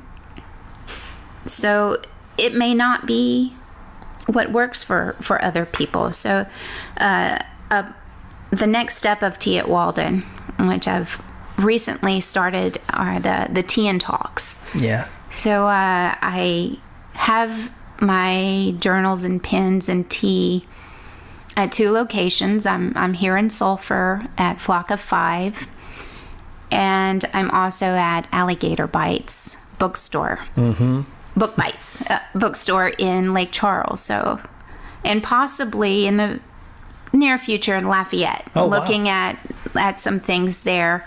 But the whole thing that I'm doing, it's different. And so a lot of what I do is just educating people on what tea at Walden is and what I'm about.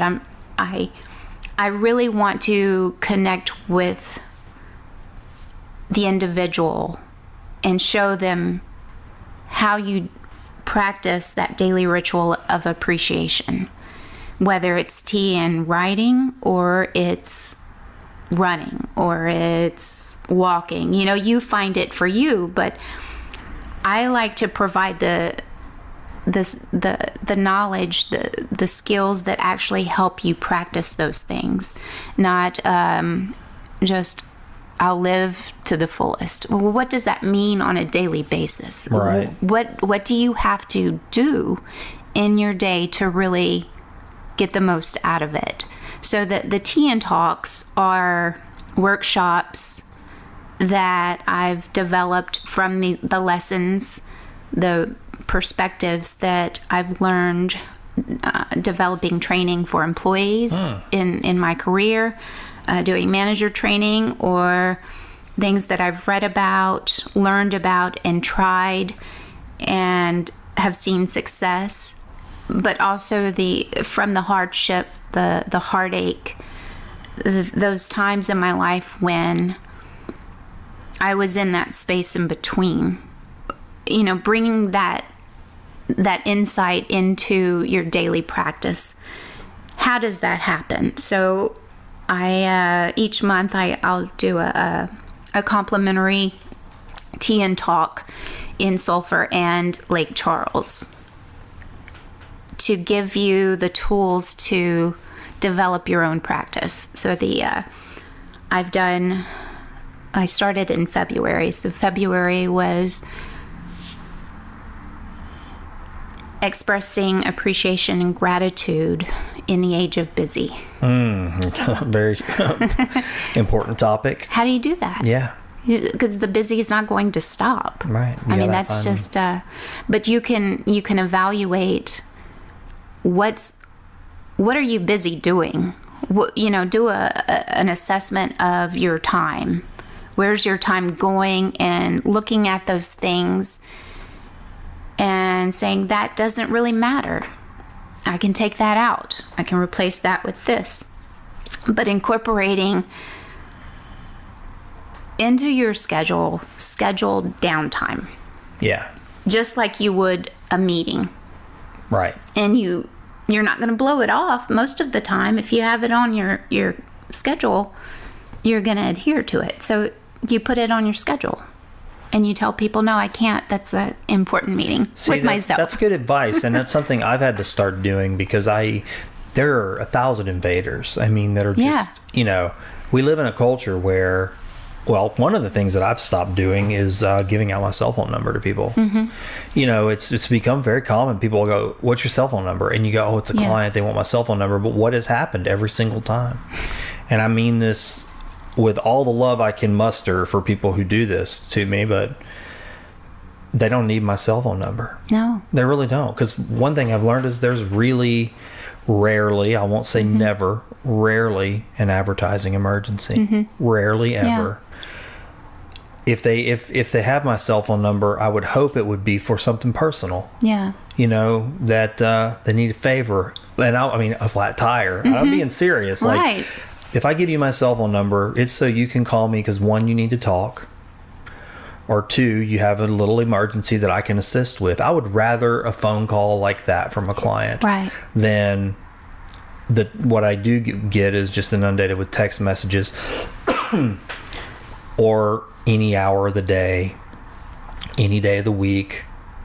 If they think about advertising, wanting to talk about advertising, and I'm like, it goes into what you're saying. I'm like, look, the whole world associates the weekend with Saturday and Sunday. Mm-hmm. I mean, at least in America. Yeah. That's when life happens. Yeah. To a so lot we of have people. these days. We have these 2 days. We can talk about this during the other days. Mm-hmm.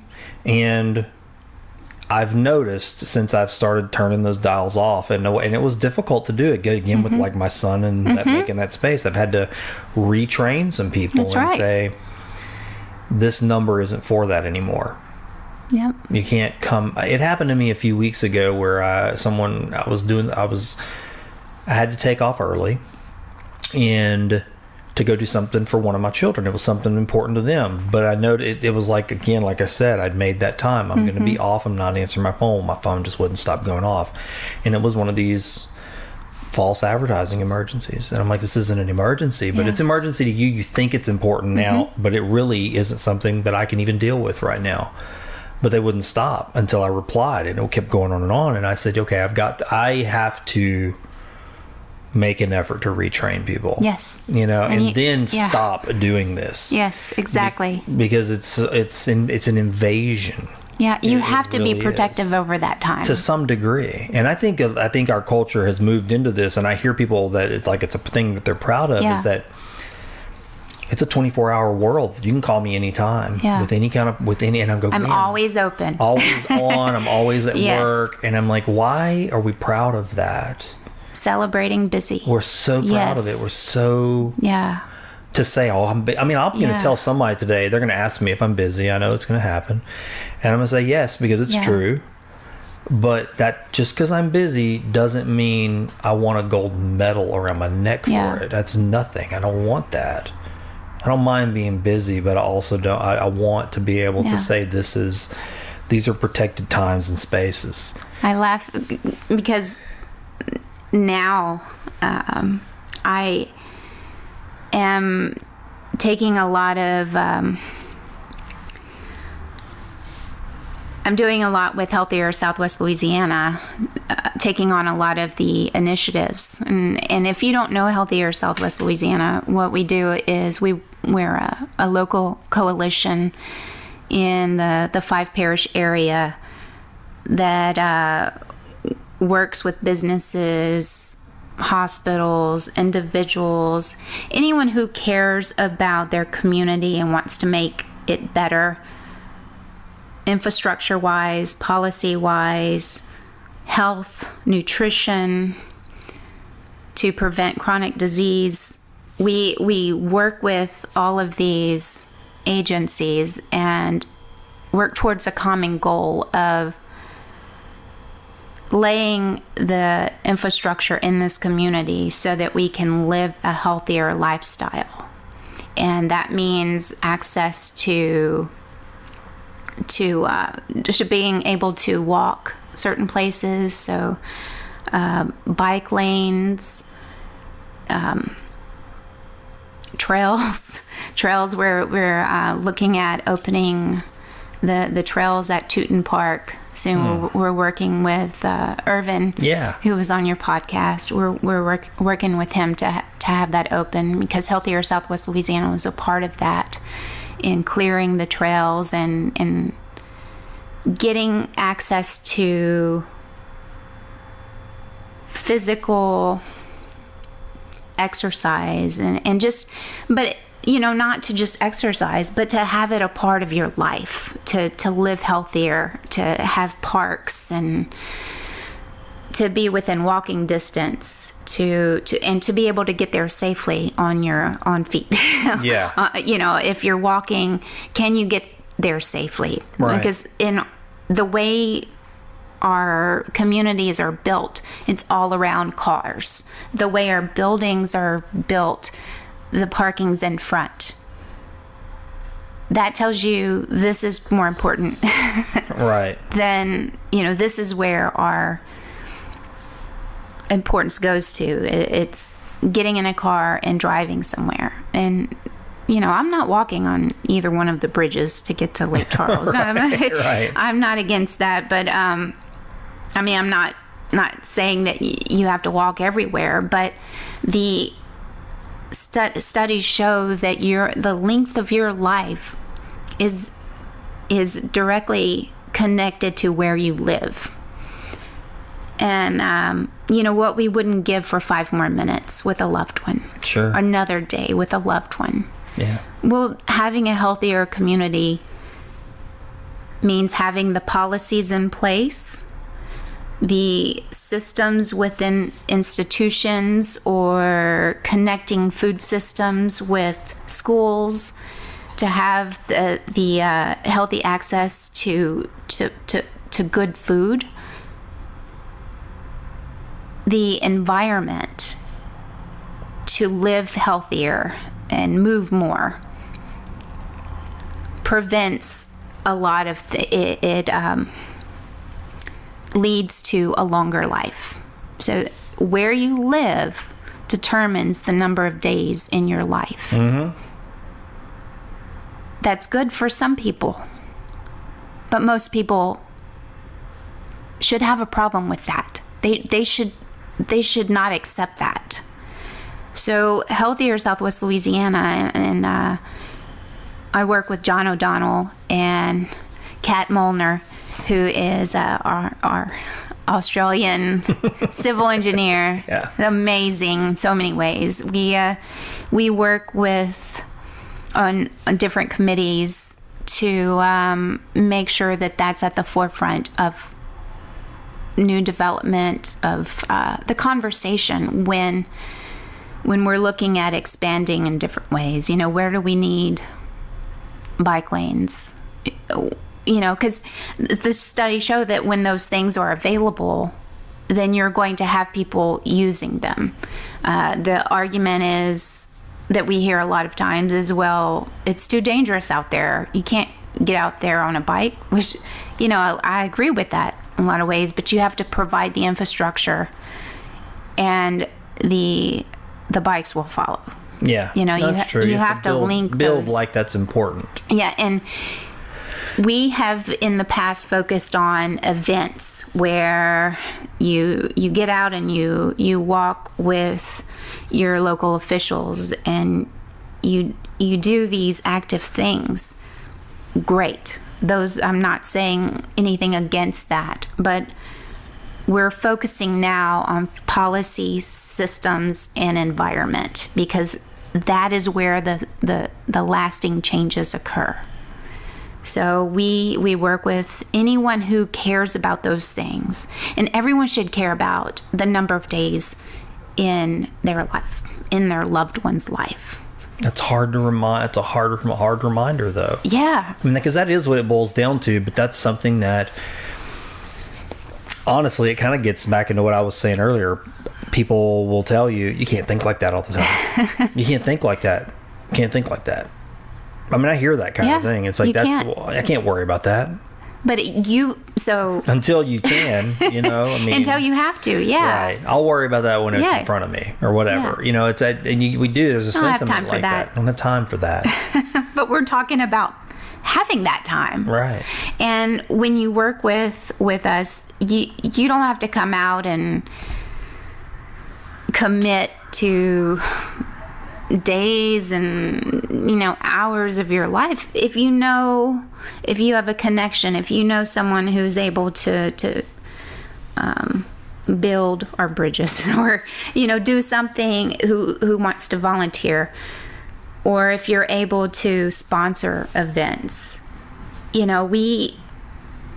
or programs, initiatives, there's a way that you can help regardless of how much time you have. But the thing is, you're directly impacting your community when you get involved in not just Healthier Southwest Louisiana, but anything in your community that matters to you.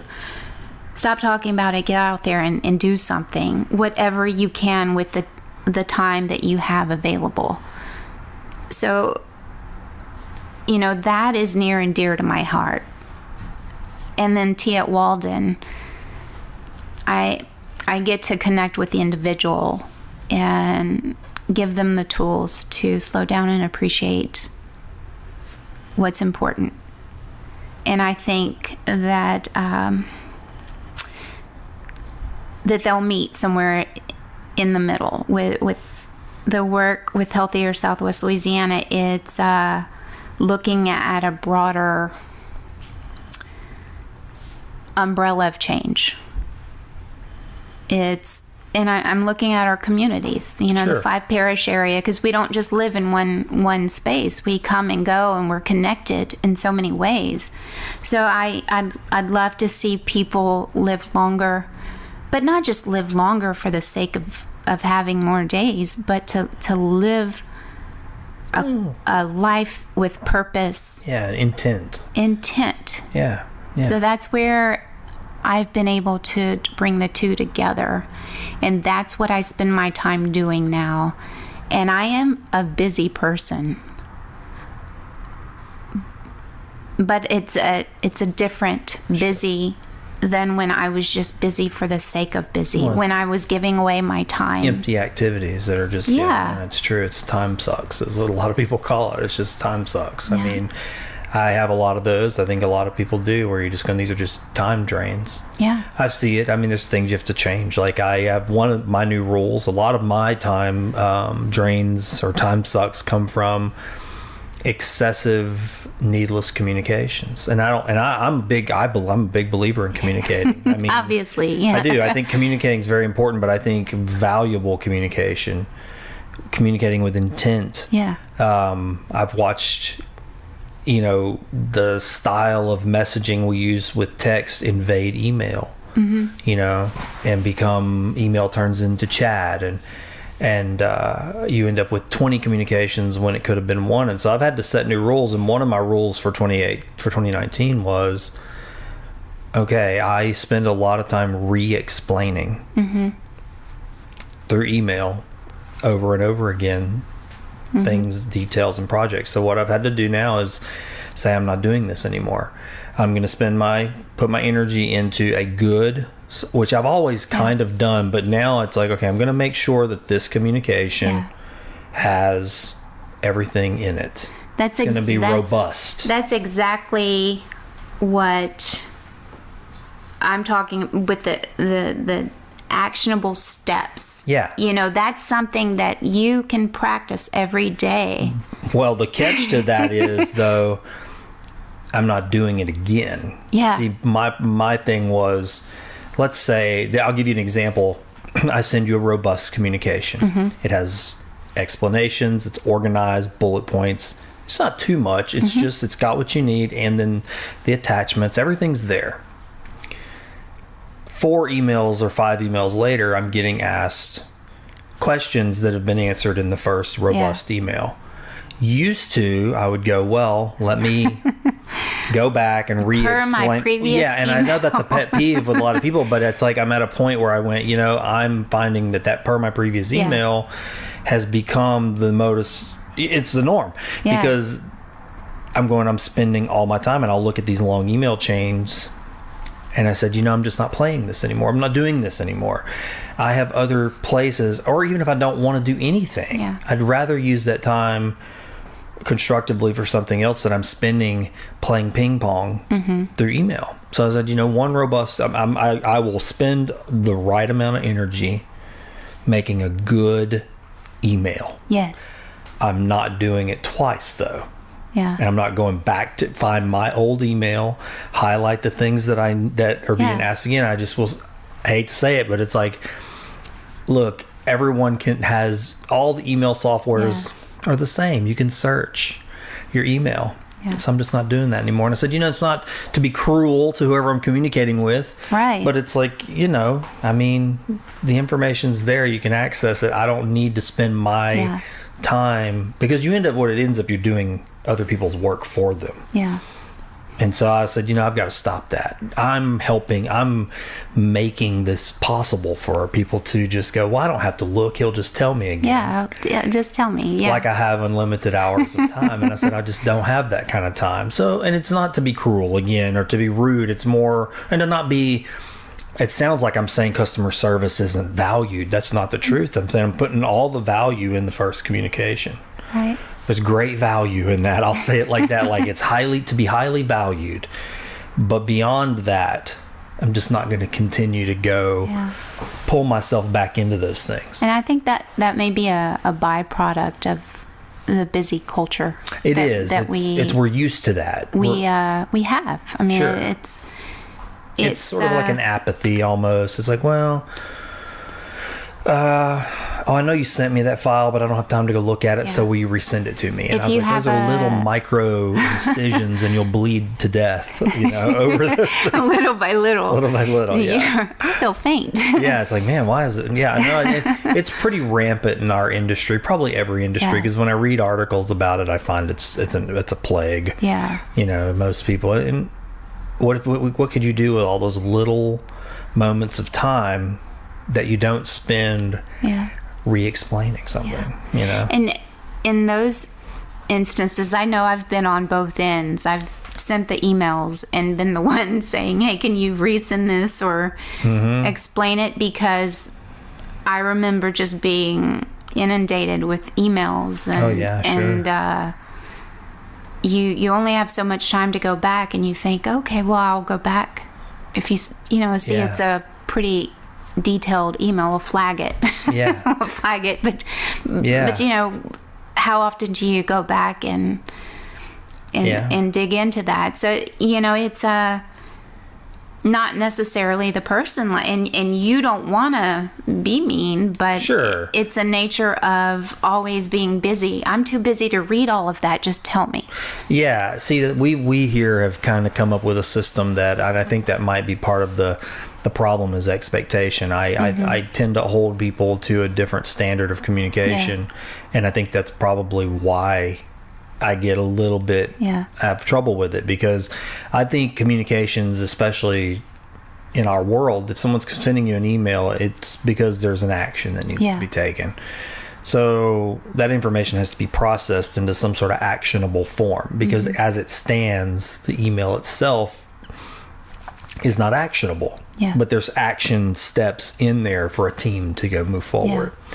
So what we have done for years is say, okay, each email has to be processed down to the raw goods. We take out we take out the niceties.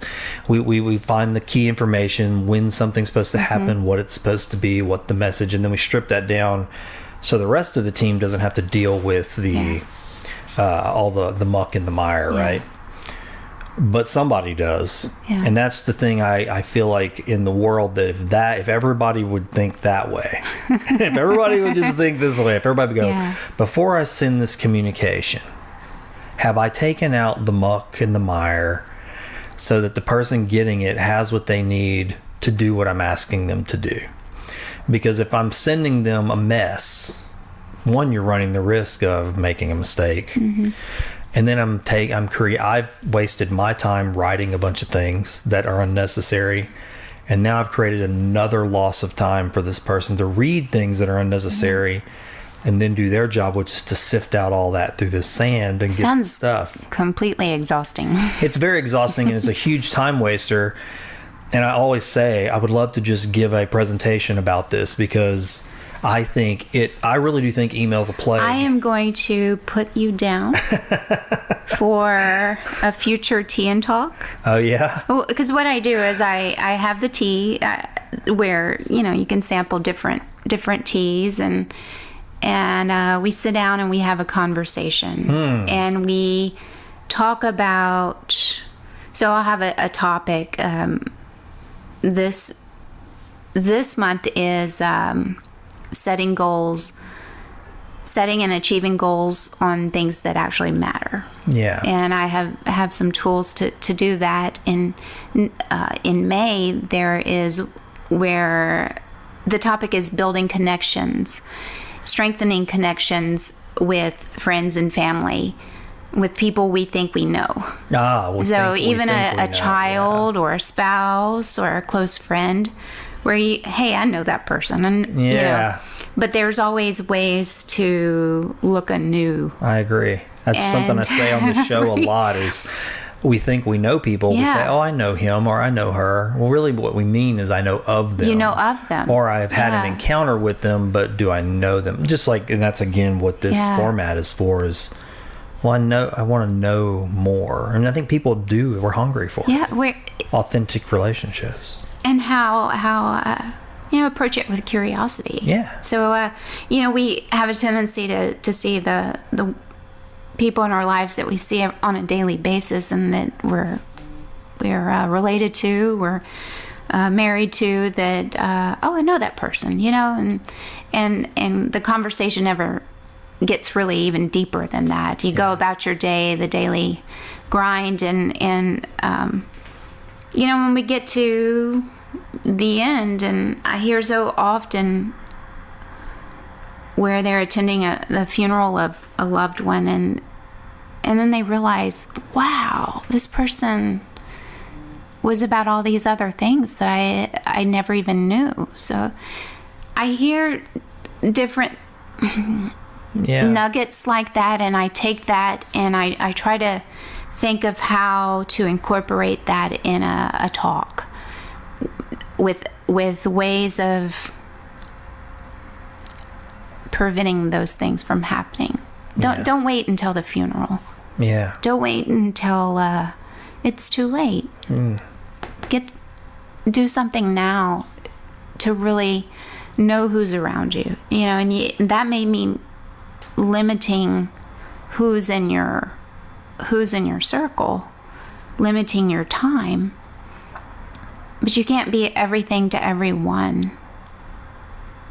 But when you are there, if you clear away all the other things, you can really be there. You can make it count for those that you spend your time. And that takes daily practice. And I'm happy, I know it. This episode's Fishing for Goodies Fishbowl sponsor is Brimstone Museum and Henning Cultural Center in Sulphur, Louisiana. I don't know what you look for when you travel, but one of the things I look for when I'm putting together my itinerary is a unique museum or gallery in the city I'm traveling to. I do this almost every time I go to a new city, but if I'm being honest, I'm guilty of not always doing that very thing right here at home in Sulphur, Louisiana.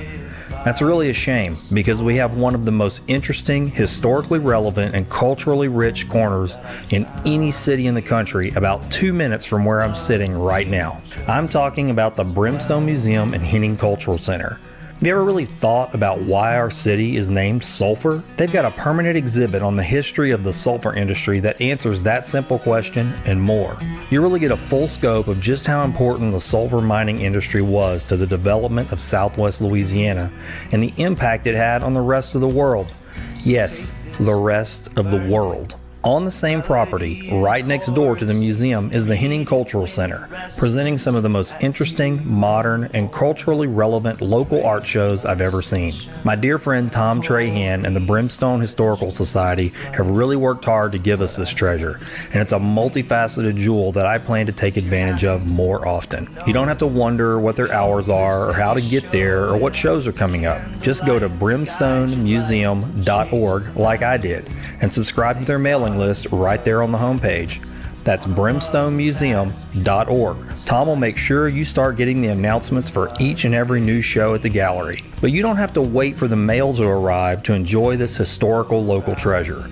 You don't have to be guilty, like me, of overlooking a local wonder that conveniently sits next to the Grove, one of the most beautiful walking parks in Southwest Louisiana. Drop in and say hi to Tom for me. Tour the museum and center, and make sure to tell Tom that you heard about Brimstone Museum on Find the Good News. Now, let's take that dive in the fishbowl. In the spirit of getting to know you better and to know who you really are, have you listened to the fishbowl? Yeah, yes. It's that time. Yes. I'm excited to see what you draw out of there. And just so you know what's in there, there are some writing prompt cards. There are would you rather cards, and then there's also the mystery stuff that other guests have added and things I've added in there, just little slips of paper. So I like the garbage pail kid stickers. That brings me back to elementary school. That's right. We talk about those in our family quite a bit. I love them. Okay, here we go. And the winner is... Oh, you got a would you rather. Would you rather explore space or explore the ocean? I was hoping somebody would draw this question. Ocean, of course. I would say the same thing, man. Give me a beach and a book. I say the ocean too, because I actually read that question when I was putting that in the bowl many months ago, and I thought, what would I say? Because I'm fascinated by both. Yeah.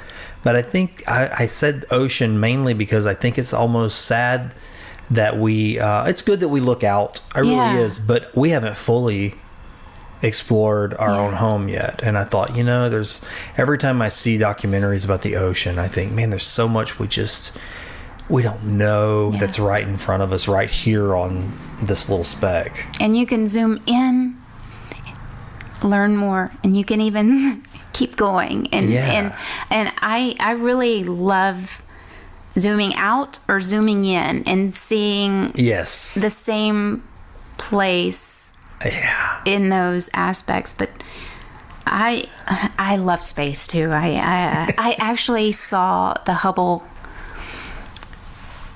go by here. Oh, did you? Sulphur. Yes, I was outside and I had an app that showed where the constellations are when you hold it up. Too.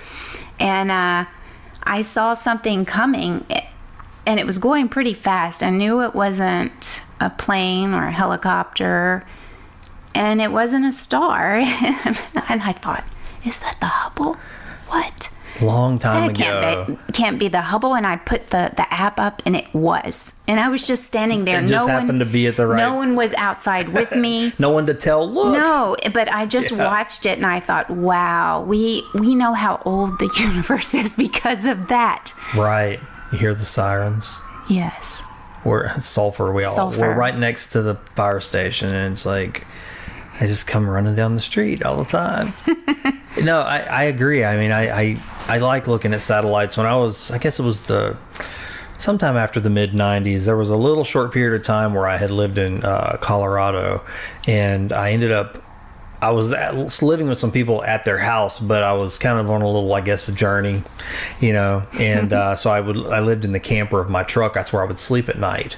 And the way the camper, it was cozy in there. It was like my little nest. Yeah. But the way the camper was, I guess the way the glass in the camper was positioned, there was like a little sliver where I could lay on my back and see the night sky.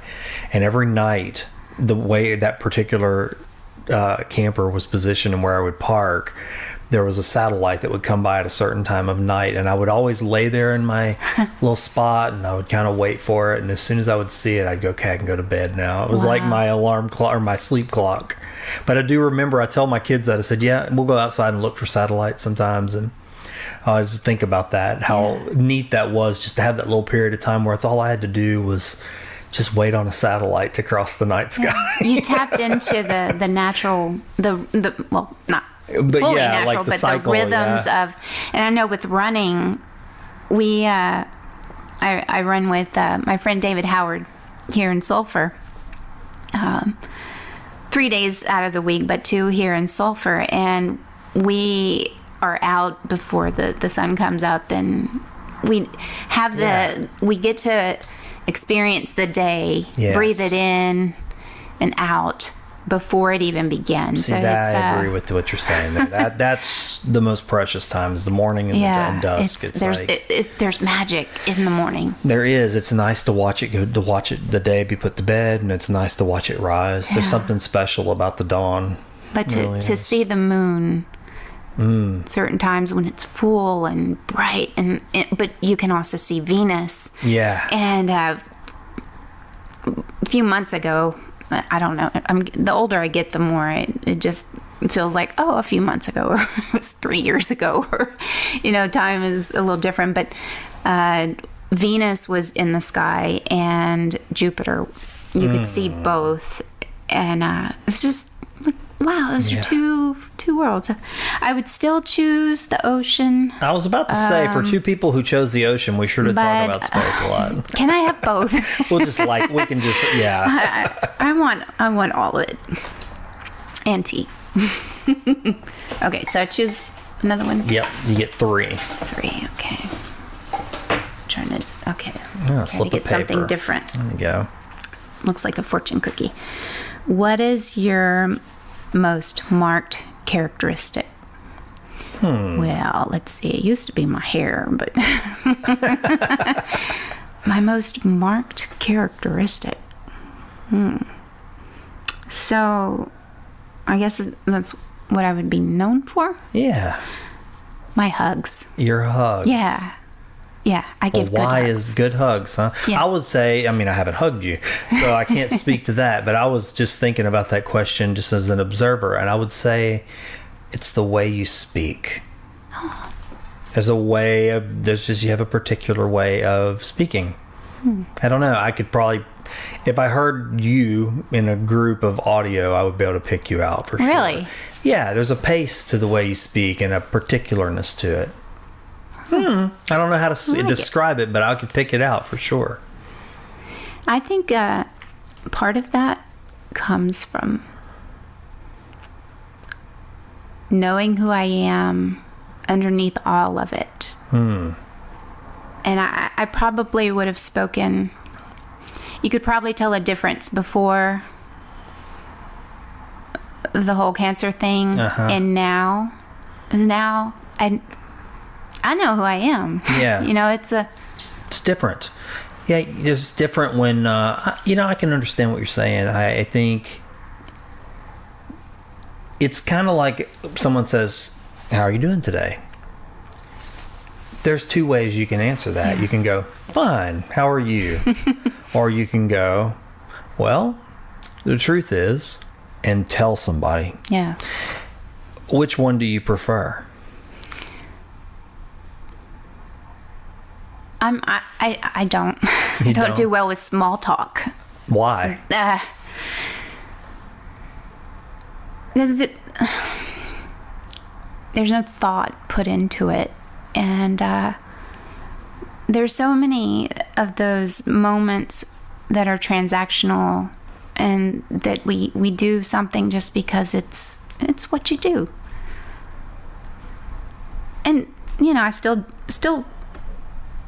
answer, oh, I'm fine. I'm fine. You partake, but that's not necessarily where you... right. But I don't prefer that. When I have a chance to make a connection, then I try to, even if it's just for a moment.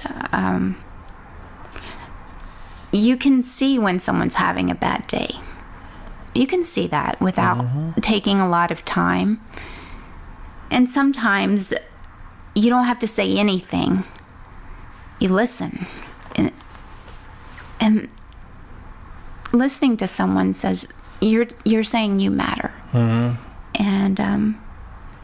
you don't know how many times that person's gone through their days without anyone listening and saying you matter. Yes, that's true. And if you can do that in just a few minutes, well, you're getting something out of that more than you're saying, fine, thanks. Give them a hug. That's what I like to do. If I see they're having a bad day, not trying to solve it is it's hard because I want to make things better, but sometimes just not saying anything, listening, and recognizing that person's struggle and giving them a hug. You can say a lot in a hug that you can't say it in hours of conversation. You can say a lot. So that's my answer. All right. Third question.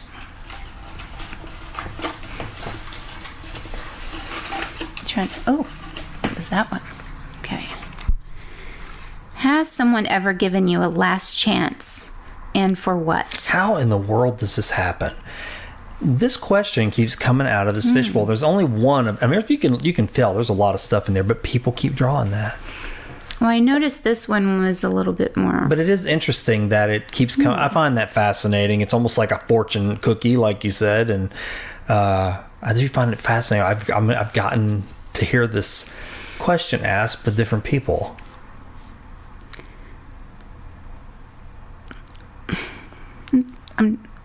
Has some last chance. I probably, but I didn't accept it. Oh, wow. So probably, but do you believe in that? That there's such a thing as last chance? I've never really thought about that before, but yeah, I guess I have, but I've never asked anybody. And I guess what I mean by that is, like, is there a place for you like that where you say, enough's enough, I'm done? with people? You smiled when I asked you that. when I added the with people part. Yeah, because it gets into the core of what you believe, probably. Because overall, I'm very positive and pro people.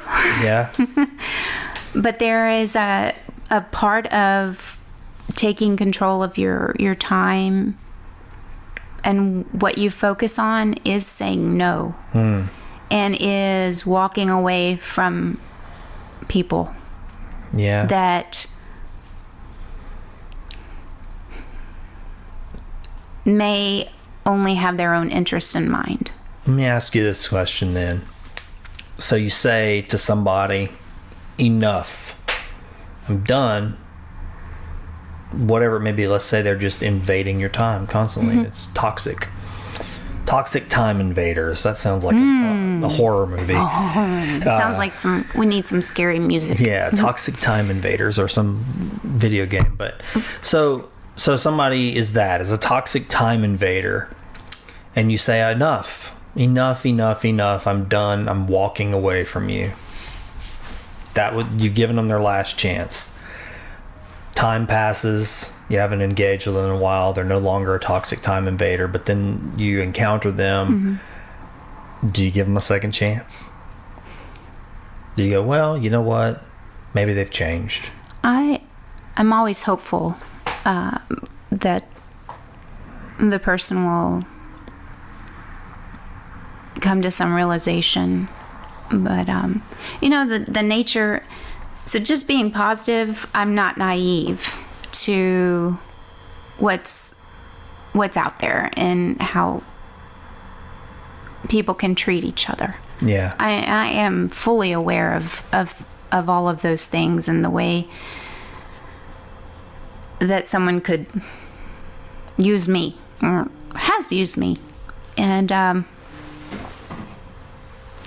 but the way I would say no more is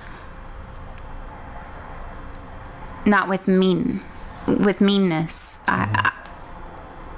Not saying I haven't. All of the things that I've talked about is slowing down, appreciating life, and saying no. I'm guilty still to this day of it's a process. But I would say no more by my actions. I would still. There's the quote is you can be kind whenever possible. It is always possible. I think the Dalai Lama said that. Yeah, I think so. Or Confucius. It's something like that. I've heard that too. But be kind whenever possible. It's always possible. It is always possible. So it's not always easy. That's true. But the way I think of that is, you don't know what that person's going through, what's on their mind that is making them act the way they are. So I try to understand that, recognize it, and say that maybe this relationship, whatever that is, professional or personal, is not right for us. It's not doing anyone any good. And being a positive person, just in general, I know that there are people who gravitate to that and try to take. And I have to be protective over that, because I love to give. I love to give, but I have to say enough sometimes. Yeah. No, I get that. I do. That's kind of part of why it's one of the reasons there's an anchor on the logo for the show, because I've told other people this. I said I can tend to do that, where I throw the anchor in and then the chain starts falling over the side, and I'm in all the way, and eventually I'm going to run out of chain. It's going to keep dropping And if it does hit bottom before I run out of chain, that's good. I'm in. But sometimes it's too deep. Yeah. Sometimes the water's too deep and I'll go overboard. You just have to walk away. Yeah. And I still try to think of that person in kind regards, and that person positive energy, or anything that I may learn or encounter that I think may help. I just send it over there. Here, you do with it whatever. Or I cut it off. Going through being sick, you have relationships that fall, and you realize that they're not what you thought it was. They're not as strong as you thought it was. And you have relationships that strengthen, and you realize who is going to bring you soup when you can't get off the couch. Right.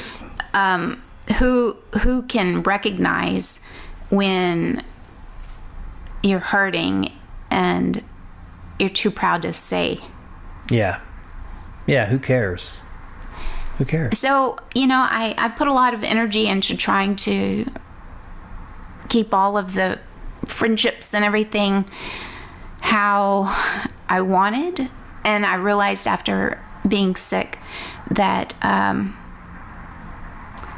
was putting out more energy than that person may have been putting in. And it didn't matter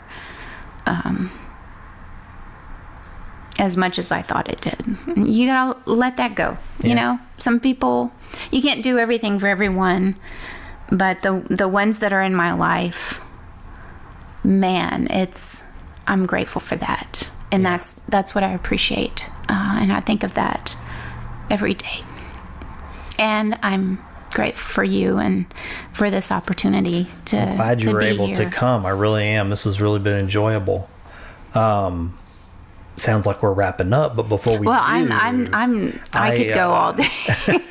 I want people to know how to get in touch with you Yes. and how to find you. That's the thing I like to land on, so people know. They're going to hear something you're saying, and maybe they want to go to tea time. Yes, of Right? course.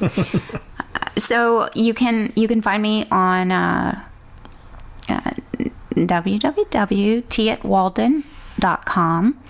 But the easiest way is just find me on Facebook, like my Tea at Walden page, and I'll post events when I'm doing a tea tasting in Sulphur, and when I'm doing a tea tasting in Lake Charles. When the events are, you can register. You can send me an email at teatwalden, TEAATWALDEN @gmail.com. But the easiest way is Facebook. Yeah. I mean, you have a Facebook page? I have a Facebook page, we'll put a link to it then. and you can see some of the pins that I've made, and the journals and the tea events. But I would love that. I'm almost to 300 likes. Nice. So, but don't like it just for the sake. Right. If you are looking for some tools to really incorporate into your daily life and want to live with intent, and you don't know where to start, send me a message. So and grab some tea. But I'm also my tea and pens and journals are at Flock of Five in Sulphur. Okay. And if you go in there, I mean, you're gonna be blown away by the amount of talent locally that have items there. Flock of Five is different artists and artisans here that have their things there, and it's celebrating the talent that's here locally. So I really encourage you, if you're in Lake Charles, cross the bridge. It's not that bad. I mean, I've got to go to. I got to go to Lake Charles shortly, and it's not that bad. Do it non-peak times, but yeah, support your local businesses, Oran Parker brands. You didn't pay me to say that, but so Flock of Five here in Sulphur, and then Alligator Book Bites in the Transit Building downtown Lake Charles. Go see Tommy Townsley. She is an author, a publisher, and the owner of the bookstore. You can find my teas there.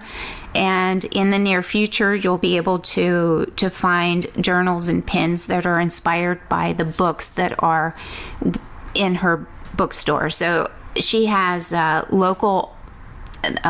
She's helped other people bring their life, their ideas to life, and into a children's books, my alphabet's running out. I think into children's books, and she has those in her bookstore, and you'll be able to get a pen and journal that's inspired by the books there, and get some tea. Come see me and share your story. I've been blown away by the connections I've made since I made the leap and have decided to make my days about helping others, and I've received so much because of that, and I approach that the things that I do with if you start out with a good intention, doing for others, the rest will follow. And I really appreciate what you do and bringing a place to celebrate the good. Well, I tell you, it hasn't been hard, because there are a lot of good people. I mean, I've gotten to meet a lot of good people, and I think I don't see an end in sight to that. Good ghosts. Good ghosts. That's right. Thank you so much for coming and giving me your time, and giving everybody else your time too. You didn't have to do that. Thank you so much. And I love you just as well. Thanks for listening to this episode of Find the Good News. If you would like to advertise on this show or sponsor an episode, just visit findthegood.news. Send me a message and we'll see about getting your business, organization, service, product, or event on the show. I deeply thank each of you again for supporting this podcast.